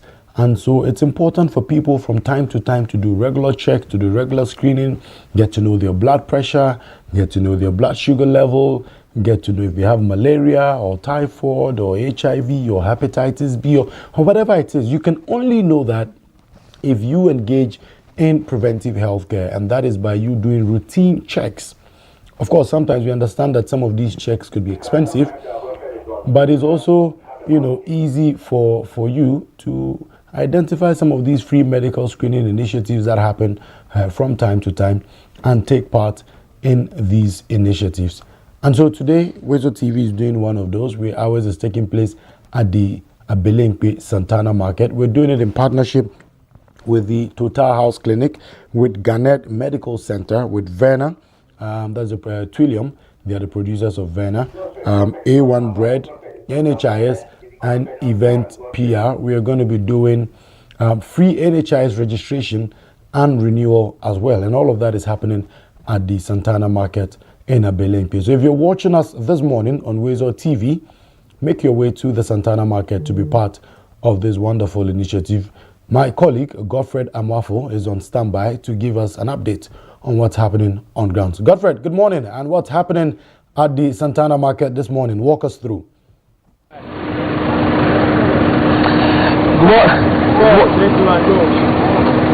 Good morning, Karim. I think you set the tone for it. You said it all. You've given a better explanation for what is happening here this morning. The preventive care, which is first taking the first step in ensuring that, yes, all necessary health implications that you have is being catered for. You need to prevent it from even escalating to a certain level that you cannot control. But then before you get to that level, you need to actually find out and prevent it. And that is what we are doing as part of treating our mothers. Remember, Sunday was Mother's Day, and so we are treating our mothers very, very well. And it's part of WoezorTV how we are celebrating our mothers here at the Santana Market here at Abelemkpe.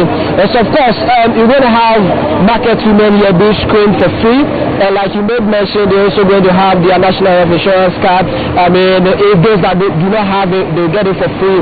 And all those. So we have other package that will be accompanying this free health screening. We have a lot of health partners here that they're going to ensure that whatever your issue is, in fact, you're being taken care of. And so it's going to be a good day. It promises to be a good day. Even though we've not started the process, but the place is getting through already, it shows how people are eager to go through the process to check the status of their health. And so here at the Santana Market, it's going to be a good day. We are going to screen, you check your BP and all the vitals, of course, you know them. And so that is what we're going to do this morning here. We are ready and we are set. So in a moment from now, maybe the health professionals will begin rolling the line or the queue for people to get it started and all that. We have some partners, of course, like you made mention, health partners. We have A1 Bread, they're already here. And so we get close to speak to some of our partners and hear from them. We have the Total House Clinic and know why they are participating in this process and what they are going to offer us and all that. And so let's get to them and find out. But even before that, customarily, wherever you go, you're in the market, so it is important that you seek permission and speak to the leaders of the market. And so let's start with the market screen before we get to our partners. I have my mother's namesake Comfort here. She is the market queen of the Santana Market. Let's try and speak to her how she mobilized the people and what she told the people, what this event means to the market women. Good morning and welcome to WoezorTV, your live mommy. Tell us, you being a market queen, what went into the process getting your people informed about this event? Okay. It's a Saturday, no? and I catch them and say TV station be or Abelinque. They say obey Mother's Day no.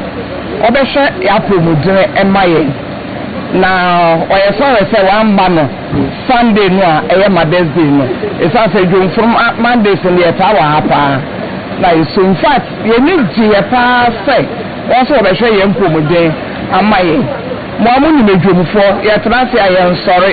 Nti so be sorry aba when onaso na so be behwesa ne a wapo bodi ete na mama wedro ma trase ne ya no kwase ni yeni age papa yeni age pa ka 3 months bi ampo ka mo beye maya nka ye beda mo sepa da wakasa ye show wo de ho bajim I show ho any idea in fact empendo do sena eya onkofu o mo check yo mo wakasa o mo ni time but eya ya de a wo hwe mo ya na so dey no kwase mi ya bibia ya ka kire wo ye community a ye se hwompomu den eya na ma check up wo be ka be to bi o ha onko me wo ho 6 months bia me kwa check up inti ka this month eya me birthday inti ka me be ko check up and then am se me ko doctor akwaje forms na Wednesday makwa akoye test rabe na nyankopon chabe me tese mo ba ha ende nti no me de 6 months bia me ko nti mo ba he de na ga say Kelifo say e twa fufu ma na to nkwa mu me ni age pa na ma no so bu ha omo hwe so papa obi wo ha check up onko ba akokra da ye woni pa bi no etesa wo we am abakwa na emfa no ho so baka so otla omma ohwe no ofo na hode e wo so ensu bi pa bia ne de wonnim no ma ewom efesa bri bia no wo sorry now question one promote Sanya otie we a special one mama because and do an Mother's Day awfo amame foda na Mother's Day na ye mama package we say no na to say na we kura di busa Mother's Day na ye manuma we she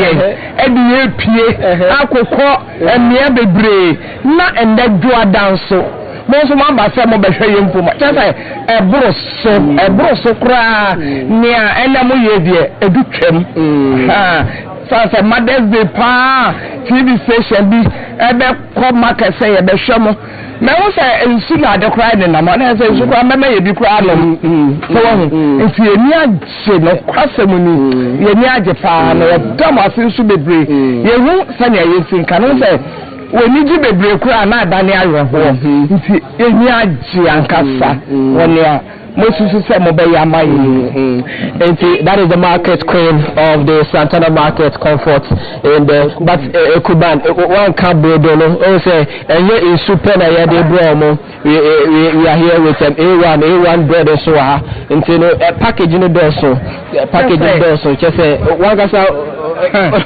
chese me share say brodo ka akra esi ho me ji decide for so kan yes brodo dia ne bribi na ekọ ti say san no menyina in fact mo be share ya pom yes na mo asa me yeduane ebibi fantastic when Rebecca say ni amo ye ne sebe nsanfo dabi mo be share ya pom kwa and I'm magiska dabi free and so that is a market can free ade there and then nipa de bebu mo so sa de obe he no obe ka so obi ama o de anya kakra nipa bebu mo so nti brodo no onko fe bi ka ni sa onko bi make am yes market can comfort we're giving you free hair screening, giving you water, food, drinks, and A1 and they are here with a lot of loaf of bread to give. So Karen, that is what is happening here. You heard her, she's so much happy. She made mention that a lot of time because of the busy schedule of this market women, they don't get time to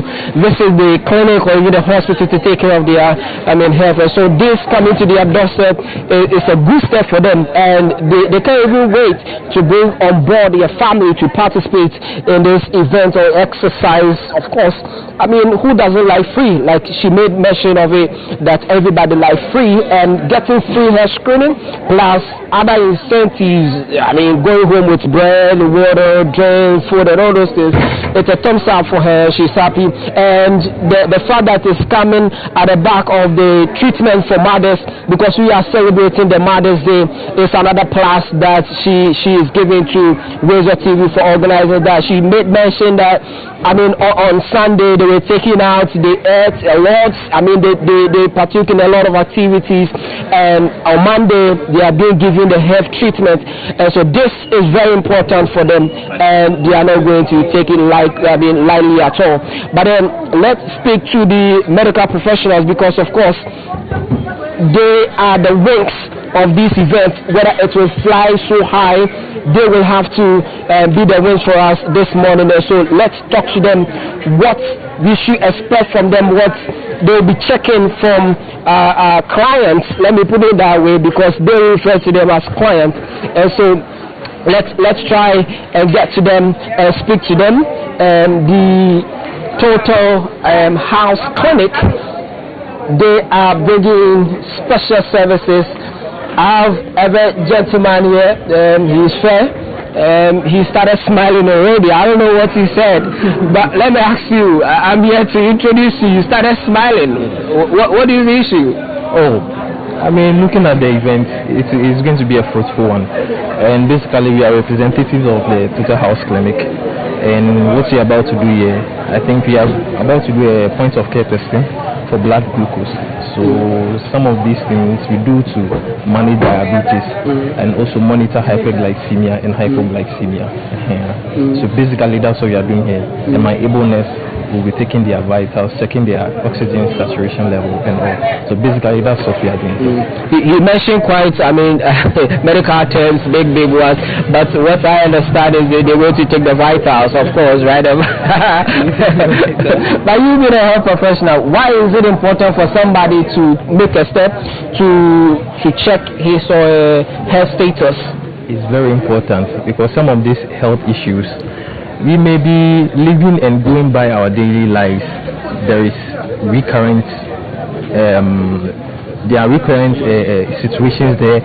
We wouldn't know just now, but as time goes on, it will build up, and by the time you see it, it has gotten to a stage where it cannot be controllable again. So knowing it at that early stage, very vital and good for us to monitor and treat you very well. Some people who boast around that, me, I don't go to the hospital. I mean, for like 2-3 years, I've never been to the hospital. Is it a good statement to make? No. It's nothing to boast about. It's nothing good to boast about.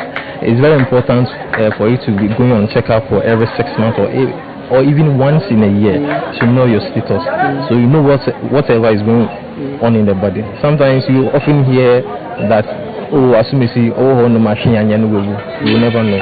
It may be due to hypertension and other stuff. But when you test it and you know, management and treatment will be started right away, and you get better. So it's very necessary to be going on checkup once in a year or twice in a year. It's very much okay. I know this is health screening, this is the preventive stage, but somebody spoke to me before we started this that he has a waist pain. He started complaining, telling me his complication and all that. Is it only going to be a screening, or are you going to give recommendations and medical treatment today? No, it's not only about the screening. At least the first thing is we getting to know whatever is going on in the body. So if we see it is at the stage which might cause a problem, we are having your contact. We'll give you a call, we'll give you a recommendation. You come to the clinic, we'll assess you, physical examination, everything will go in, and you get to be okay. So it's not just about the screening, but further stages or further treatments will go on. So it's a whole package on its own. This is the Total House Clinic.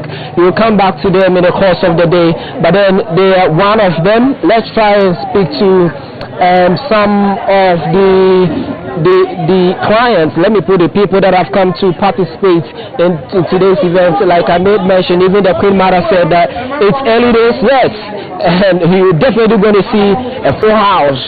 They've already taken the seats, the 4 seats and all that. So let's try and then ask from them why they are here this morning. I know the event is screening, but why would someone leave home to come for this event being Monday and a busy scheduled day? Ma, Yamawachi, Jimobe. Opa, I mean, Danny Machine. I can only have a pin, if I saw a fair way. Only about pin, if I saw a fair way, what he was a tower, or one Danish. I can have back about so. So this is Ga. Excuse me, I am no good at Ga, but I believe that she is expressing, happiness for this event, and that's why she's here. I'm no good at Ga. I'm a fancy, you understand, in English. But let me try and speak to the next one. I pray she doesn't speak Ga. Obeka Gala. Oh, thank God.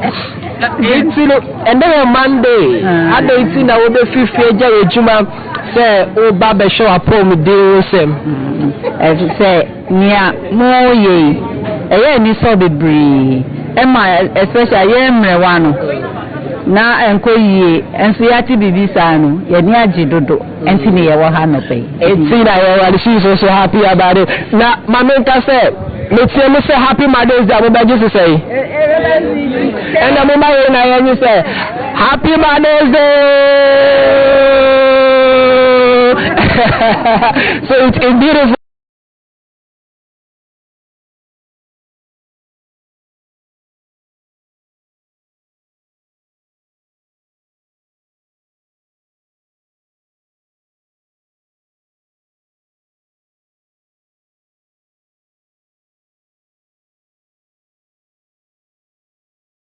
Godfred Mwafo giving us relevant updates on what's happening on the grounds at the Santana Market here in Abelingpe. Remember I mentioned earlier that we're doing a free medical screening for our mothers and market women at the Abelingpe Santana Market as part of our Mother's Day package for them. And you heard the medical personnel that Godfred spoke to and why it's important for us to engage in preventive health care. And that's exactly the reason that's underpinning this particular exercise this morning at the Santana Market, organized by WoezorTV, by the Gannett Medical Center, Gannett Clinic, by the Total Clinic, by Twilliam Ghana, producers of Verna Mineral Water, A1 Bread, Event PR as well. So all of these are happening kind courtesy these partners that I've mentioned today. If you're watching us today and you can make the time, I would entreat you to show up at the Santana Market to participate in this particular initiative today. It's important for you to know your blood sugar, your blood glucose level. It's important for you to know your blood pressure level. It's important for you to really know what's happening in your body. And so you must know all of these things. And so these, free medical screening initiatives are important. And so beyond the fact that WoezorTV is organizing it, if you're also watching today and it's something that you can do on your own, I would encourage you to come to WoezorTV. Let's sit down, let's have a conversation, let's partner, and let's do these on a bigger scale. From the Santana Market, let's move to another market on another day, move to another market on another day, just so we can engage in a lot of these screening initiatives, because people need them. It's extremely important that preventive healthcare is made a priority in our country. And it's for that reason that initiatives like the free primary healthcare initiative or program was launched by His Excellency the President of the Republic of Ghana to ensure that we take healthcare delivery to the doorstep of the Ghanaian people. And so beyond private individuals and organizations and institutions engaging in frequent medical screenings, the government has also made it a priority to ensure that there is free primary healthcare. And don't forget also that there's going to be, free NHIS registration and renewal. And so if you do not have the NHIS card at all, today is the day for you to walk to the Santana Market in Abelingpe and get it done for you for free. And of course, if yours is expired, you can get it renewed. So we cross over to Godfred again, who is talking to some participants on the ground this morning. Santana Market, You know, with the ongoing free primary healthcare policy, all you need is your health insurance to have access to healthcare at no cost, and that's why we are here. And we are running this promo till the end of this month. So basically from now till 31st of May, every Ghanaian can register for free, renew for free at no cost. A man came to me earlier before you came with his Ghana card and then the national reference. He said I should check for him. I checked and the NHIS has expired. Now, between the two, which one would he need to have a new one? So we are going to renew the NHIS card for him, and if he has not linked the NHIS card to the Ghana card, we'll do that as well, because now you know you can go to the hospital with your Ghana card as well if you don't have your NHIS card with you. So we are going to offer these services: free registration, free renewal, and linking your NHIS card to your Ghana card. Thank you, Madam. But let me wish you Mother's Day. Happy Mother's Day. You're looking beautiful too. Did you get any treatment over the weekend? Tell us, how were you treated? How were you treated? Well, by family and friends and my kids, so it was good. And today you are here to treat our mothers too. Okay. God bless you. God bless you. Also, that is the team leader of the Ghana National Insurance, the National Insurance Authority, of course. They are also here to join us, give a better treatment to our mothers. Look around, just look around. You see, WoezorTV all over. This is the stretch. A lot of people are actually massing up. But then, that is not the only thing that we're going to talk about, because we also have the Mahama Cares. They are also here. Of course, Mahama Cares is here. Let's speak to them. You know what they are up to. They are also giving us another a level of treatment. Let's speak to them. Boldly written. Now, camera. Mahama Cares, Ghana Medical Trust Fund. They are also here. It's a whole package. Now, let me find out from this man. He looks built, but let's talk to him. Live on WoezorTV. Thank you very much. What are you doing here? Why are you here? You're doing free health screening. Why Mahama Care? What are you doing here? Well, you know, the health sector has evolved with time. Health financing has evolved, and the strategies have also evolved. And so today we are here to partner the management of WoezorTV by organizing this important program to honor our mothers. We see ourselves as partners to the health system in Ghana, and so we are throwing our support for this beautiful program that we are putting up here today. And so you'll be here. I know someone will be using the left side of the eye to view. Are they coming for money from us or something? Is that what you're looking at? No. So today we are here to provide some education to the public, and also sensitize them on the mandate of the Ghana Medical Trust Fund, also known as Mahama Cares, and then to make some information available to potential beneficiaries, so that when they have to apply for the trust fund, they will know how to go about it. Tell us your name so that somebody comes to me that, oh, my race, Mahama Care, come and take care of me, I'll call your name. All right, so my name is Eugene Eneskufi, and I'm with the Operations Directorate of the Trust Fund. Thank you so much. I mean, it's so exciting here. We can be bored whenever it happens to be with WoezorTV and partnering and executing this good initiative. Look, Karim and Randy, the rest of you in the studios, you see me walking in the sun, right? I started sweating, and like an engine of a car, this car, it needs water. Like myself, I also need water. Our clients, participants, will need water. And so one water that I personally take, you know me, I don't take any water, has to be Verna. And surprisingly, they are partnering us, they are sponsoring us this morning. So if you can recall, when the Queen Mother was speaking, she says that you try to form an atom, and then also may try to form an atom. Let's speak to them. Vanna. Hello. My favorite water. Why? Is it because of me you are here? So, good morning to everyone, and we want to use this opportunity as Twillium Industrial Company Limited to wish all our mothers, especially those who are here with us today, happy Mother's Day. And we are proud to be part of this initiative because the larger majority of our customers are women, and we believe that they have helped our brand to grow, to progress, and also they patronize our business in a way that we really appreciate. So it is with so much honor that we feel that you have to be a part of this event that gives them the opportunity to be screened, to check their health and all of that. So for today, Trillium and Verna is here to hydrate and refresh all the participants of this event, and we hope that from here people will patronize our brand more and then give us the opportunity to be able to support events of this nature. Is it going to be free or subsidized? Oh, it's free. It's absolutely free for every participant. I want to get my own first. I want to get my first. You get chilled water and drinks, and then some of our confectionaries to refresh yourself.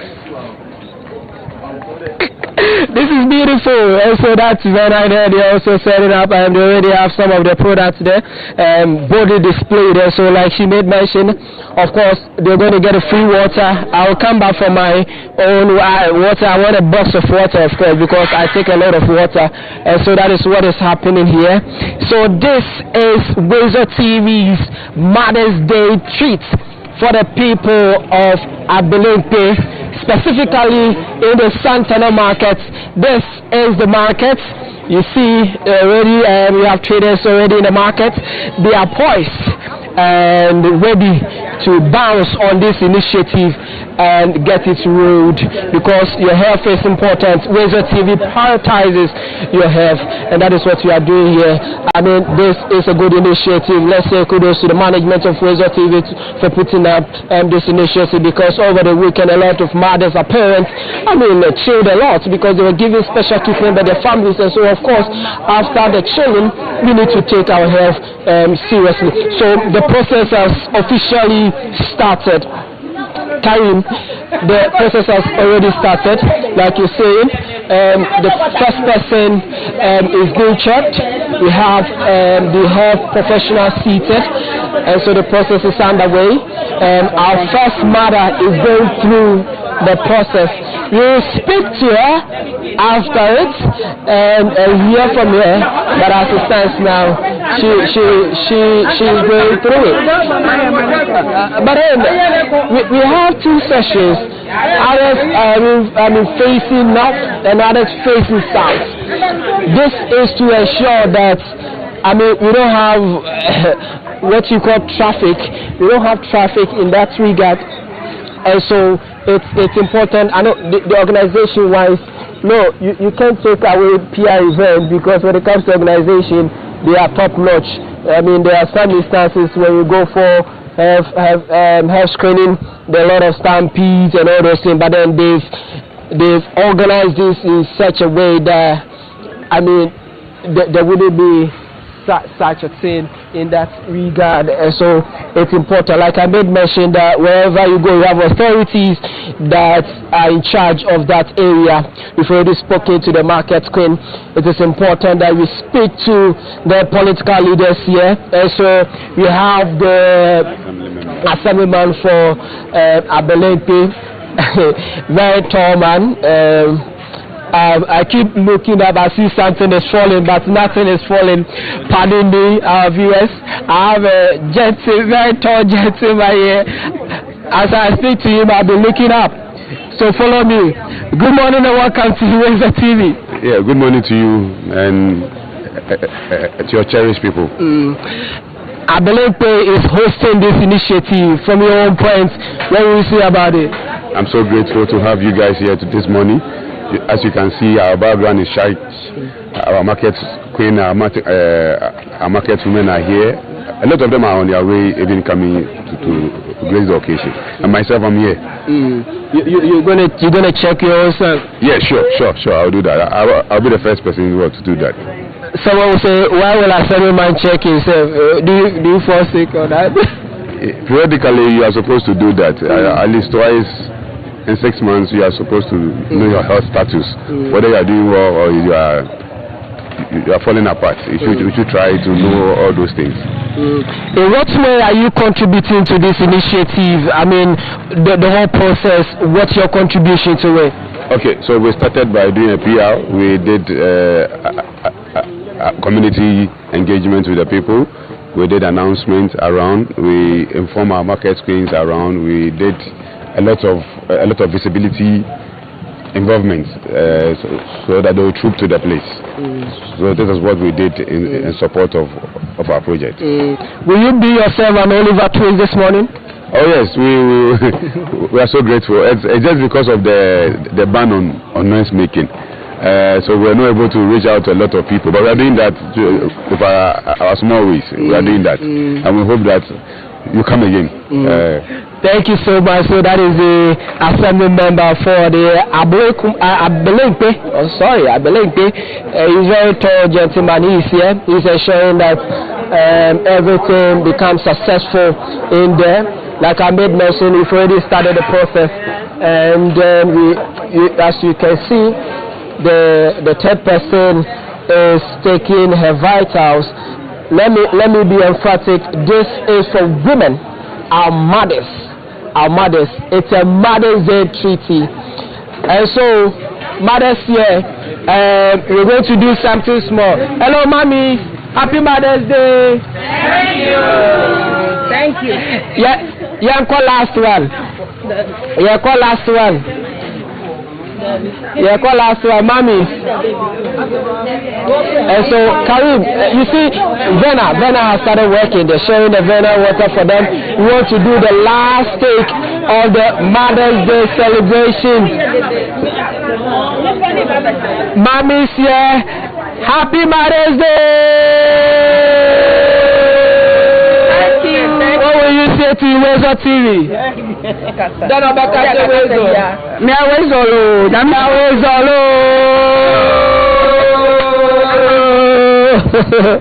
And so you pray that you get a lot of people, they will come in for it. My name is Godfred for this. You're still watching WoezorTV. These are live broadcasts of the Mother's Day Treaty being brought to you by WoezorTV. No, A1. I'm sorry. Let's finish with A1. The most and the hottest bread you have in this country. Very soft and tasty. In fact, my roots that I use for work is where they actually prepare this bread. And anytime when I get there, I feel like getting out of the car to get something to eat. So this is A1 bread. They are here. They are going to give free bread to our participants. So they are going home with water, bread, and other drinks. All that you can make mention of it. A1, thanks for passing through. You're welcome. Thank you so much. You're welcome. We want to celebrate our mothers. We are also here to support them. Say it more. I'm saying we want to celebrate our mothers. We are saying we appreciate them. So this is our little token to support them. You know I'm a mother, right? Oh yeah, it's possible. Yeah, I'm a mother. So I'm going to get bread. Definitely. I'm going to get my bread. I'm also a mother. Thank you for watching. Still bring you the initiative and the live broadcast of it. As we wrap up, my name is Godfred for Karim. I know you continue from the studios. As and when it matters, you throw it back to us, and we'll be willing to serve you, give you the latest updates here at the Santana Market at Abelempe. Goodbye for now here. Much Godfred and Wafa. Goodbye for now. Thanks for bringing us those updates. And so, viewers, there you have it. It's happening live at the Santana Market at Abelempe. My colleague Godfred Amafo is there on the ground bringing us all of the updates as far as the Mother's Day free medical screening is concerned. And just as I intimated earlier, it's not just the free medical screening, but we're also doing NHIS registrations and renewals for people who walk up there. You remember that the registration for NHIS ordinarily is not free. There's a premium that's supposed to be paid, but WoezorTV is shouldering all those costs and allowing you an opportunity to get access to an NHIS card for free. If yours is expired, you can walk there as well and get it renewed for you for free. We also have the Ghana Medical Trust Fund, that's Mahama Cares, also on the ground to sensitize people and educate people on what Mahama Cares is meant to do. Conversations around free primary health care and all of that. My colleague Randy is here with me as well. Charlie, how they going? Charlie, great initiative. I mean, I always say that we don't have to dedicate just a single day to celebrate mothers. Absolutely. If the day passes, we will still have to celebrate mothers regardless. Absolutely. And so I think this is a very brilliant initiative that WoezorTV has taken up and taking it to the closest. That's just the market just here in Abelingbe as well. And from all indications, joy, excitement is written on the faces of all those women and others that are, gathered there this morning for that. Karim, genuinely, people don't have the money to renew their health insurance. Seriously. Genuinely. There are people who can't even afford that lowest premium that you are talking about. So if an institution like this is coming on board to do that, we can just applaud it and encourage them to do more than that. And for a fact also that you have the Mahama Cares also coming on board, it's a plus to us, and getting all the other sponsors to also show up for this is a plus to us as well. We can only pray that this relationship will continue, and so we can also expand to other places, not just Abelingbe or not just in Accra. Maybe some other time we can just take it out from Accra to some other part of the country as well. So we can just encourage people in and around Abelingbe, Ayawaso West Wogon municipality that, look, there is an event happening. Please use this opportunity, take this opportunity and go to the market just here and get your health insurance renewed. And for those who would want new ones as well, there is that provision for you. Aside that, like you mentioned, ordinarily, how many of us walk into hospitals to check up our vitals? BP, your sugar level, and all of those ones. Even running normal malaria tests. How many of us do walk in just to check all those ones? So once you find it difficult, and I like the fact that the market is a central point, and that is where all these women and men gather to trade.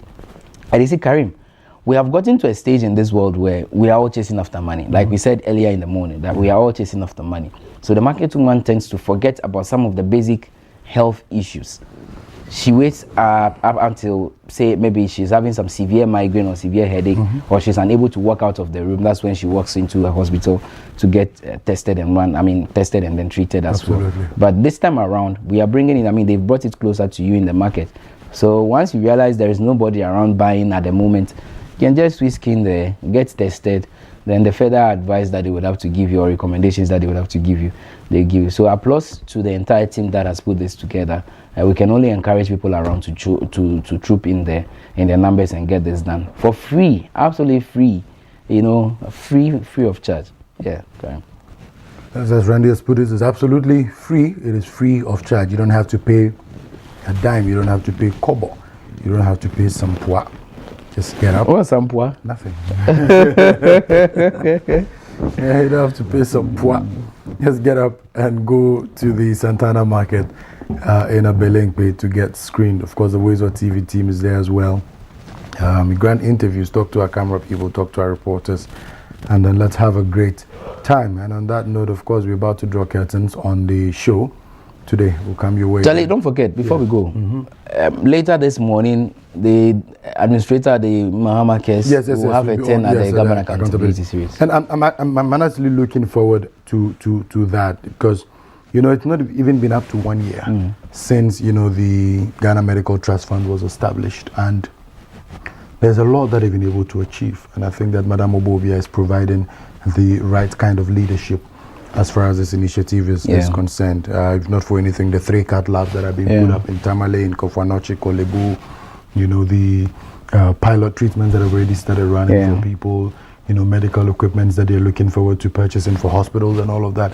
And it's just fantastic work that they are up to. And we're really looking forward to them succeeding, because I think that as a nation, we need some of these initiatives to support medical treatment for our non-communicable diseases. Every now and then, we've talked about it, that even if you are not the victim, you know someone who suffers a kidney disease, who suffers a liver disease, who's suffering from one kind of cancer or renal disease or the other. And an initiative like the Mahama Cares, of course, obviously starting on a smaller note, but eventually we're looking at it hitting a certain level. And you see, when you look at the thinking that has gone into, you know, healthcare delivery as far as these 3 initiatives are concerned, 3 initiatives, I'm talking about free primary healthcare, I'm talking about the NHIS, and I'm talking about the Mahama Cares. What's going to happen is that we will not be having a lot of burden on the Mahama Cares if free primary healthcare works properly. I hope you get my point. Because it's preventive. Exactly. And so if free primary healthcare works properly, what that means is that a lot of the treatment, even if it so happens that anybody has to be treated, would end at the NHIS point.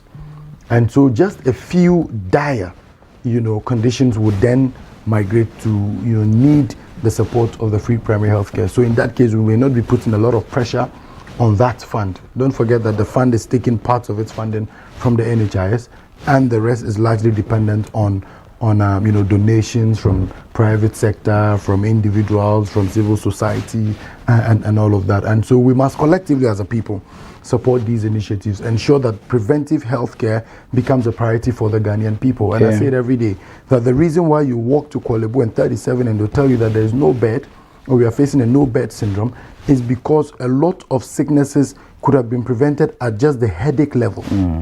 That the person says, I have a headache, and all they needed to do was just walk to a clinic, or walk to a CHIPS compound, or walk to any of the booths that are being set up for pre-primary health care. And that headache, which would have culminated into something else, would be prevented at that level. Perhaps somebody's BP just shot up a bit, and all they needed was for someone to check the BP and tell them, hey, this is what is happening. You need to slow down at this point. Or somebody's sugar is at a certain level where it's becoming alarming. At the pre-primary healthcare level, we should be able to solve all of these challenges. What that does is that we do not even get to the point where we need to treat using NHIS. Because remember that NHIS charges the moment you go to the hospital and go to the OPD and they say, okay, he's come with health insurance. Even if it's paracetamol that you've been given, you'll be charged. And that charge goes to NHIS and they have to pay. So we must reduce the expenditure even at the NHIS level. And that would eventually also reduce the expenditure at the, you know, medical trust fund. And so everything can be solved at the preventive level.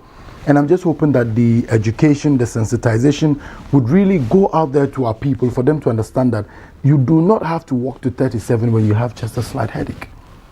When you have a small stomach ache at night, you don't have to get up and go to UGMC because you have a stomach ache, even if you can afford to pay cash. Let's start trusting and believing in our CHIPS compounds, in our community health centers, in our community clinics, in the booths that will be set up, the medical personnel that will be coming to our homes, coming to the markets, coming to our shops. Let's listen to them and let's start the preventive healthcare from that point. And let's support initiatives like what WoezorTV is doing. You do the same thing in your community as well. Now does that with, you know, that group that she works with as well. We've been doing this with Multity Foundation since 2018. And so a lot of people engage in these initiatives from time to time, but the consistency. And we must start creating the right partnerships so that it doesn't just become a thing where it's more about self-aggrandization for a certain individual, certain group of people, but it becomes more something that we really want to do to support. So look at the number of partners that WoezorTV has lined up. So it means that it's not just about WoezorTV, but Total Clinic is involved, Garnet is involved, Trillium, A1, Event PR.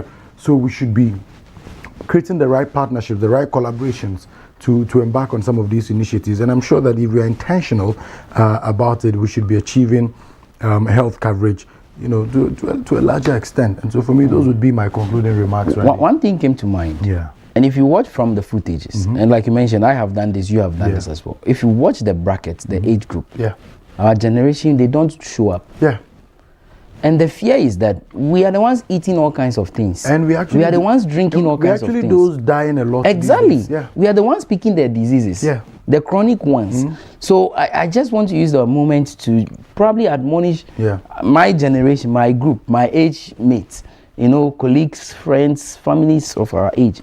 You know, it is the best thing to do. Take your health seriously. Check. Go and check. There's an opportunity for those in this area. There is an opportunity. Go and check. Then you know exactly how treatment will be meted out. Then you know exactly what you are suffering from. You don't wait till the thing gets to the latter part. You know, by then I am late. Then we are doing GoFundMe for you.